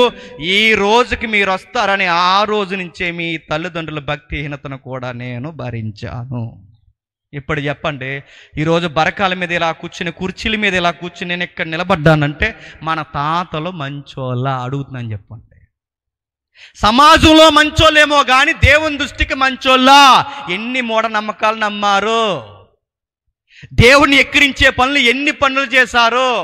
మన నానమ్మలు, తాతమ్మలు, అమ్మమ్మలు, మన తాతలు దేవుడికి విరుద్ధమైన మూఢనమ్మకాలు ఎన్ని చేశారు? అప్పటి నుంచి దేవుడు భరించాడు, మన తాతలను భరించాడు, మన తండ్రులను భరించాడు. అక్కడి నుంచి భరిస్తే ఈ రోజు నువ్వు వచ్చి కుర్చీలో కూర్చున్నావు. ఆ రోజే మనం తాతలను తీసేస్తే ఈరోజు కుర్చీ ఉండదు. చెప్పు నువ్వు కూడా. అదే దేవుడు చెప్తున్నాడు, ఈరోజు మీరు నన్ను ప్రశ్నిస్తున్నారంటే మీ నాన్న ప్రేమించాను. నిజంగానే మీ నాన్నని భరించాను నేను. మన తాతలను భరించాడు దేవుడు. మళ్ళీ చెప్తున్నాను, మన ముత్తాతలను భరించాడు దేవుడు. మన వ్యవహారాలు, మన కుటుంబాలు బాగోకపోయినా భరించాడు దేవుడు. ఆ దేవుడు భరించాడు కనుక ఈ రోజు వరకు నేను ప్రేమించి ఇక్కడ కూర్చోబెట్టి ఈ సభలో ఈ రోజుకి రాత్రి 11:30 వరకు నీతో మాట్లాడుతున్నాడంటే నిన్నెంత ప్రేమిస్తున్నాడు చెప్పాయి. ఎంత ప్రేమిస్తున్నాడు నిన్ను ఆయన. మన పితరుల యొక్క బలహీనతలకు ఆ రోజు ఆయన ఉగ్రుడైపోయి ఆ రోజు వాళ్ళు తీసేస్తే మన తండ్రి ఉండరు. మన తండ్రే లేకుండా ఉండాలంటే మన తాత ఉండడు. నేను అడుగుతున్నాను, ఈరోజు మీకు రక్షణ భాగ్యం వచ్చిందంటే మీరు ఎంత ధన్యులు చెప్పండి. మన ముందోలుకు లేని రక్షణ భాగ్యం అక్కడి నుంచి కాపాడి కాపాడి కాపాడి ఇన్ని గర్భాలు కాపాడితే ఈరోజు నువ్వు వచ్చావు. అలాంటి జీవితాన్ని ఏదైనా చిన్న గొడవ వస్తే చాలు ఫ్యాన్ కురేసేసుకుంటున్నావు. అలాంటి జీవితాన్ని చిన్న గొడవ వస్తే చాలు పురుగుల మందు తాగేస్తున్నావు. అలాంటి చిన్న గొడవ వస్తే చాలు హైవే మీదకి పరిగెడుతున్నావు. నీకు జీవితం విలువ తెలుస్తుందా? ఎంతమందిని కాపాడితే, మన పితరులను ఎంతమందిని కాపాడితే ఈరోజు నిన్ను నన్ను ఇక్కడ కూర్చోబెట్టుంటాడు చెప్పు. నీకంటూ ఒక తండ్రి, నీకంటూ ఒక తల్లి, నీకంటూ ఒక కుటుంబం, నీకంటూ ఒక చదువు, నీకంటూ ఒక ఉద్దేశాలు, నీకంటూ ఒక భారం, నీకంటూ ఒక కుటుంబం, నీకంటూ ఒక పిల్లలు, ఇంత ప్రాజెక్ట్ నీ మీద పెట్టి దేవుడు ఈ రోజుకి నీతో మాట్లాడుతుంటే తిరగేసి నువ్వేమని అడుగుతున్నావు తెలుసా? నువ్వేం ప్రేమించేవో ప్రభువా మమ్మల్ని నన్ను అడుగుతున్నావు. ఏం ప్రేమించాలి నేను చెప్పు. నోరు లేకుండా అందరు నోరు ముయించేలాగా ఒకలా ప్రేమించాడు. యాకోబుకి ఏదైతే ప్రేమను చూపించాడో అదే ప్రేమ మనకు చూపించాడు. ఏం చూపించాడు తెలుసా? యాకోబు తప్పులు తడకగా మారకముందే యాకోబుకు చూపించింది పరలోకానికి భూలోకానికి దర్శనంలో ఏం కనబడిందట? ఒక నిచ్చెన కనబడిందట. పరలోకానికి భూలోకానికి ఒక నిచ్చెన కనబడింది. క్రొత్త నిబంధన దానికి వ్యాఖ్యానం ఇచ్చింది. క్రొత్త నిబంధనలు ఆ నిచ్చెన ఏంటని అడిగితే ఆ క్రొత్త నిబంధనలు ఆ నిచ్చెన ఎవరని చెప్పింది చెప్పండి బైబిల్? ప్రభు అయిన యేసుక్రీస్తు. అంటే నా కొరకు బలైన యేసుక్రీస్తు వారు నీ దగ్గరికే కాదు ముందుగా వచ్చింది మన పితరుడైన చెప్పండి యాకోబు దగ్గర కూడా వచ్చాడు. యాకోబుకి చెప్పాడు, దీవులంటే ఇవి, దీవులంటే ఏంటో తెలుసా? యేసుక్రీస్తు వారిని హత్తుకొనడమే నిజమైన చెప్పండి దీవెన. యేసుక్రీస్తు వారిని రక్షకుడిగా స్వీకరించడమే నిజమైన దీవెన. ఆ దూత, ఆ దేవుడు, ఆ యెహోవా ఎవరైతే ఉన్నారో ఆయన హత్తుకొనడమే నిజమైన రక్షణకు అనుభవం, నిజమైన ఆశ. అది హత్తుకోవయ్యని యాకోబు జీవిస్తే ఆయన అర్థం చేసుకునే లోపు సగం జీవితం అయిపోయింది ఆయనకి. ఆయనకు అర్థం కాని సబ్జెక్ట్ ఈరోజు నీకు ఇంకా వయసు బాగుండగానే నీకు వినిపిస్తున్నాడంటే ఇంకా ఎందుకు నీ యేసుని దూరం పెడుతున్నావు ఈ రాత్రి అడుగుతున్నాడు దేవుడు. ఆన్సర్ చెప్పాయని. ఇంకేం కావాలి నీకు? ఏమిచ్చావు ప్రభా మాకని అడిగితే ఏమివ్వాలి? ఎన్నిచ్చాడు? బయటికి వెళ్ళి చూడు, బయటికి వెళ్ళి చూడు. పాసన్నం పరవన్నంలా తినేవాళ్ళు ఉన్నారు చూడు. నువ్వు 3 పూట్ల తింటున్నావు, ఇంకేమి ఇవ్వాలి నీకు? బయటికి వెళ్ళి చూడు. పిల్లలు లేక ఏడుస్తున్న వాళ్ళు ఉన్నారు, నీ పిల్లలు బంతుల్లా నీ ముందు తిరుగుతున్నారు, ఇంకేమి ఇవ్వాలి నీకు? బయటికి వెళ్ళి చూడు. ఇల్లు వాకులు లేక ఇలాంటి చలిలో పరదాల కింద బతికేసే వాళ్ళు ఉన్నారు, బయటికి వెళ్ళి చూడు. నీకు చక్కటి ఇల్లు ఇచ్చాడు, ఇంకేమి ఇవ్వాలి నీకు? భర్తనిచ్చాడు, భార్యనిచ్చాడు, పిల్లల్నిచ్చాడు. అన్నిటికన్నా ముఖ్యంగా ఆయనకి నీకు పాపాలు అడ్డొస్తున్నాయని తన ప్రాణానికి ప్రాణమైన త్రియాగ దేవుళ్ళలో తన కుమారుణ్ణి బలిగా ఇచ్చాడు, ఇంకేమి ఇవ్వాలి నీకు? దేవుడే రక్తాన్ని కాచి ప్రాణాన్ని పెట్టి నీ కొరకు అసువులు బాసి ఆయన దాహం అని చనిపోతే ఇదిగో ప్రయాసపడి భారం మోసుకుంటున్నారు, అర్థం లేక జీవితంలో నడుస్తున్నారు, ఇదిగో నా యొద్దకు రండి తండ్రి వీరేమి చేయుచున్నారు వీరు ఎరుగురు, వీళ్ళకి లైఫ్ పర్పస్ తెలియట్లేదని ఇప్పటికీ క్షమాపణ పెట్టి మన కొరకు విజ్ఞాపన చేసి మన కొరకు ప్రాణం పెట్టి తిరిగి లేచి మళ్ళీ వస్తానని వాగ్దానం ఇచ్చి వెళ్ళిపోయాడే. ఇన్ని చేసిన వాడు నీకు ఇంకేమి ఇవ్వాలని అడుగుతున్నావు? 3 రోజులు ఉపవాస కూడుకులు ఉన్నాను ప్రవ్వా, నాకేమి ఇస్తావు ప్రవ్వా అంటే ప్రాణం ఇచ్చాడు, ఇంకేమి ఇవ్వాలి నీకు? ప్రాణం ఇచ్చాడు, ఇంకేమి ఇవ్వాలి నీకు? ఉపవాస కూడుకులు ఉండి ఇల్లు ఇస్తావా, వాకిలు ఇస్తావా, ఉద్యోగం ఇస్తావా, పిల్లల్ని ఇస్తావా, పెళ్లి చేస్తావా, ఎలాంటివి అడుగుతున్నావు? నీకు ఆయన ఏం చేస్తాడో, ఇశ్రాయేలుకి ఎలాగైతే కళ్ళు కనబడలేదో చెప్పండి, ఈరోజు కూడా ఎంత చేసినా మన కళ్ళుకి చెప్పండి కనబడట్లేదు. ఇంకేమి ఇవ్వాలి చెప్పు? ఏమి ఇవ్వాలి? ఆరోగ్యంగా తిరుగుతున్నాయి, ఇంకేమి ఇవ్వాలి చెప్పు? లక్షల కోట్ల రూపాయలు ఉన్నా తినడానికి సరైన తిండి తినలేక హాస్పిటల్ చుట్టూ తిరుగుతున్న వాళ్ళు ఉన్నారు. మనము పెళ్ళికి వెళ్తాం, చక్కటి బిర్యానీ తింటాం, నచ్చితే కవర్లు వేసింది తెస్తాం, మళ్ళీ తింటాం, మళ్ళీ రాత్రి తింటాం, మిగిలితే పొద్దున్న టిఫిన్ కొడతాం. ఏమైనా అవుతుంది ఈ స్టమక్కి? ఎంతకన్నా నీకు ఏమి ఇవ్వాలి చెప్పు? అన్నిటికన్నా గొప్ప ఆస్తి అంటే చెప్పిన ఆరోగ్యం ఇచ్చాడు. అన్నిటికన్నా గొప్ప ఆస్తి అని చెప్పిన తింటే మనసారా నిద్రపోతున్నావు, నిద్ర కూడా ఒక దీవెనే. నీకు ఇంకేమి ఇవ్వాలి చెప్పు? ఇశ్రాయేలు అడిగినట్టు అడగండి. ఇంకా బంతులో తిరుగుతున్నాయి, ఇంకేమి ఇవ్వాలి చెప్పు? ఆయన ప్రాణాన్ని ఇచ్చాడు, రక్తాన్ని ఇచ్చాడు. ఇది నీకు అర్థమైతే ఈ రాత్రి వెళ్ళిపోయే ముందు దేవునికి మాట ఇవ్వు, దేవా ఇన్ని చేసినా నాకు చూడడం రావట్లేదు ప్రభువా, నేను ప్రశ్నించడానికి నా దగ్గర ఏమీ లేదు, నేను అడక్క ముందే నా అక్కర్లన్నీ ఎరిగిన వాడివి, నేను ఏది కోరక ముందే నా కోరికలను తీర్చేవాడు. ఇన్ని చేసిన నేను ఈ రోజుకి నేను ప్రశ్నిస్తే ఇశ్రాయేలుతో మాట్లాడడం ఎలాగైతే మానేసావో ఇలానే ఉంటే నువ్వు కూడా నాతో మాట్లాడడం చెప్పండి మానేస్తాను. ఆ పరిస్థితి తెచ్చుకోకండి. వాళ్ళతో 400 సంవత్సరాలు మాట్లాడడం మానేశాడు, మనకు 400 సంవత్సరాలు మళ్ళీ చెప్తున్నాను, మనతో ఒక 4 సంవత్సరాలు దేవుడు మాట్లాడడం మానేస్తే దేశ దిమ్మరి కయ్యేలాగా అయిపోతాం, ఉరిపోసుకున్న సౌల్లాగా అయిపోతాం, నడిమి ఇరిగిపోయి బద్దలాసిపోయి చచ్చిపోయిన యోధాలాగా అయిపోతాం. జీవితంలో దేవుడు వదిలేస్తే దేశ దిమ్మర్లు అయిపోయిన అనేక మందిలాగా అయిపోతాం. అలాంటి పరిస్థితి తెచ్చుకోకండి. దేవా మాకు చాలా మేలు చేసావు ప్రభువా, చాలు ప్రభువా, బిడ్డల్ని ఇచ్చే ప్రభువా, వాకులు ఇచ్చే ప్రభువా, మాకంటూ ఒక సంఘం ఇచ్చే ప్రభువా, ఒక దైవజన్ని ఇచ్చే ప్రభువా. ప్రతి వారము ఆ పులిపేట మీద నుంచి ఆ దైవజను నోట్లోంచి మాతో మాట్లాడుతున్న ప్రభువా. ఎంతకన్నా మాకేం కావాలి ప్రభా? మాకు లైఫ్లో గ్రేటెస్ట్ ప్రివిలేజ్ ఏదన్నా ఉంది అంటే సంఘంలో కూర్చొని వాక్యం వినడం, ఎంతకన్నా ధన్యత మాకేమీ లేదు ప్రభా. ఇది మీకు అర్థమైతే దేవుడు మిమ్మల్ని ఆశీర్వదిస్తున్నాడు. ఇది మీకు అర్థమైతే దేవుడు ఈరోజు మిమ్మల్ని దీవించాడు. ఇది మీకు అర్థమైతే నజరేయుడైన యేసుని ఈరోజు మీ రాత్రి మీ గుండెల్లోనికి ప్రవేశింపజేస్తున్నాడు. దేవుడు మిమ్మల్ని దీవించునుగాక. అలానే ఏకీవించండి, ప్రార్థన చేసుకుందాం. ప్రార్థన. ప్రేమగల తండ్రి, కృపగల దేవ, మీలువైన సంగతులు తండ్రి మాకు వినిపించినందుకు మీకు స్తుతులు తండ్రి. మీ దయగల మాటలు తండ్రి ఎంత అద్భుతమైనవో. ఎన్నిసార్లు మేము మాట్లాడుకున్న తండ్రి మాకు తరగనివి. ఎన్నిసార్లు ఈ బైబిల్ సంగతులు పదే పదే మేము ధ్యానించిన తండ్రి మాకెంతో రుచికరమైనవి తండ్రి. అలాంటి మాటలు మరొకసారి ఈ ప్రాంతంలో వినిపించినందుకు మీకు స్తుతులు దేవా. మాకు ఎన్నో చేశారు. ఇశ్రాయేలు అన్నీ పొందుకున్న తర్వాత మాకు ఏం చేశారని ఎలాగైతే అడుగుతున్నారు, ఈరోజు కూడా దేవుడు మాకు ఏం చేస్తారు ఏం చేస్తారు ఏం చేస్తారని అడుగుతున్నారు. ఇంకేం కావాలి తండ్రి? మాకు చాలా జరిగించారు, చాలా ఇచ్చారు తండ్రి. ఇన్ని జరిగించిన తండ్రి ఈ రోజుకి మేము అడిగితే తండ్రి మాకంత దౌర్భాగ్యులు అమాయకులు కావలేరు దేవా. మీ కుమారుడిని మాకు బలిగా ఇచ్చారు, రక్తాన్ని కార్చారు, తిరిగి లేచాడు, మాట ఇచ్చారు, మళ్ళీ వచ్చి మేఘాల మీద తీసుకొని వెళ్ళిపోతున్నారు. ఎంతకన్నా ధన్యత మాకు ఏం కావాలి తండ్రి? ఇంత విన్న తర్వాత కూడా తండ్రి ఈ వాక్యాన్ని నిర్లక్ష్యం చేస్తే వారి ఆత్మలకు వారి ఉత్తరవాదులు. స్థానిక దైవజనులు పెద్దవారు తండ్రి ఆయనకు ఆరోగ్యాన్ని ఇవ్వండి. తనకు చక్కటి బిడ్డలను ఇచ్చారు, ఆ బిడ్డలను వాడుకోండి. స్థానిక దైవజనులు ఇంకా ఎవరైతే ఉన్నారో వారందరినీ కాచి కాపాడండి. వేదిక మీద ఉన్న దైవజనుల్ని, ఇక్కడ ఉన్న సేవకుల్ని, పెద్దల్ని, గాయకుల్ని, సంగీతకారుల్ని, కూడి వచ్చిన ప్రతి ఒక్కరిని అందరినీ ఆశీర్వదిస్తారని కోరుతున్నాం. ఎవరైనా మా మీద చెడ్డ మాటలు పలికి తండ్రి మా మీద విరుద్ధంగా మాట్లాడిన వారు ఎవరైనా ఉంటే క్షమించండి, వారిని మీ చేతులకు అప్పగిస్తున్నాం. మేము తిరిగి వెళ్తున్నాం, క్షేమంగా మమ్మల్ని నడిపిస్తారని కోరుతూ క్రీస్తునామని ప్రార్థన సమర్పిస్తున్నాం తండ్రి. Amen, amen, amen. సరే.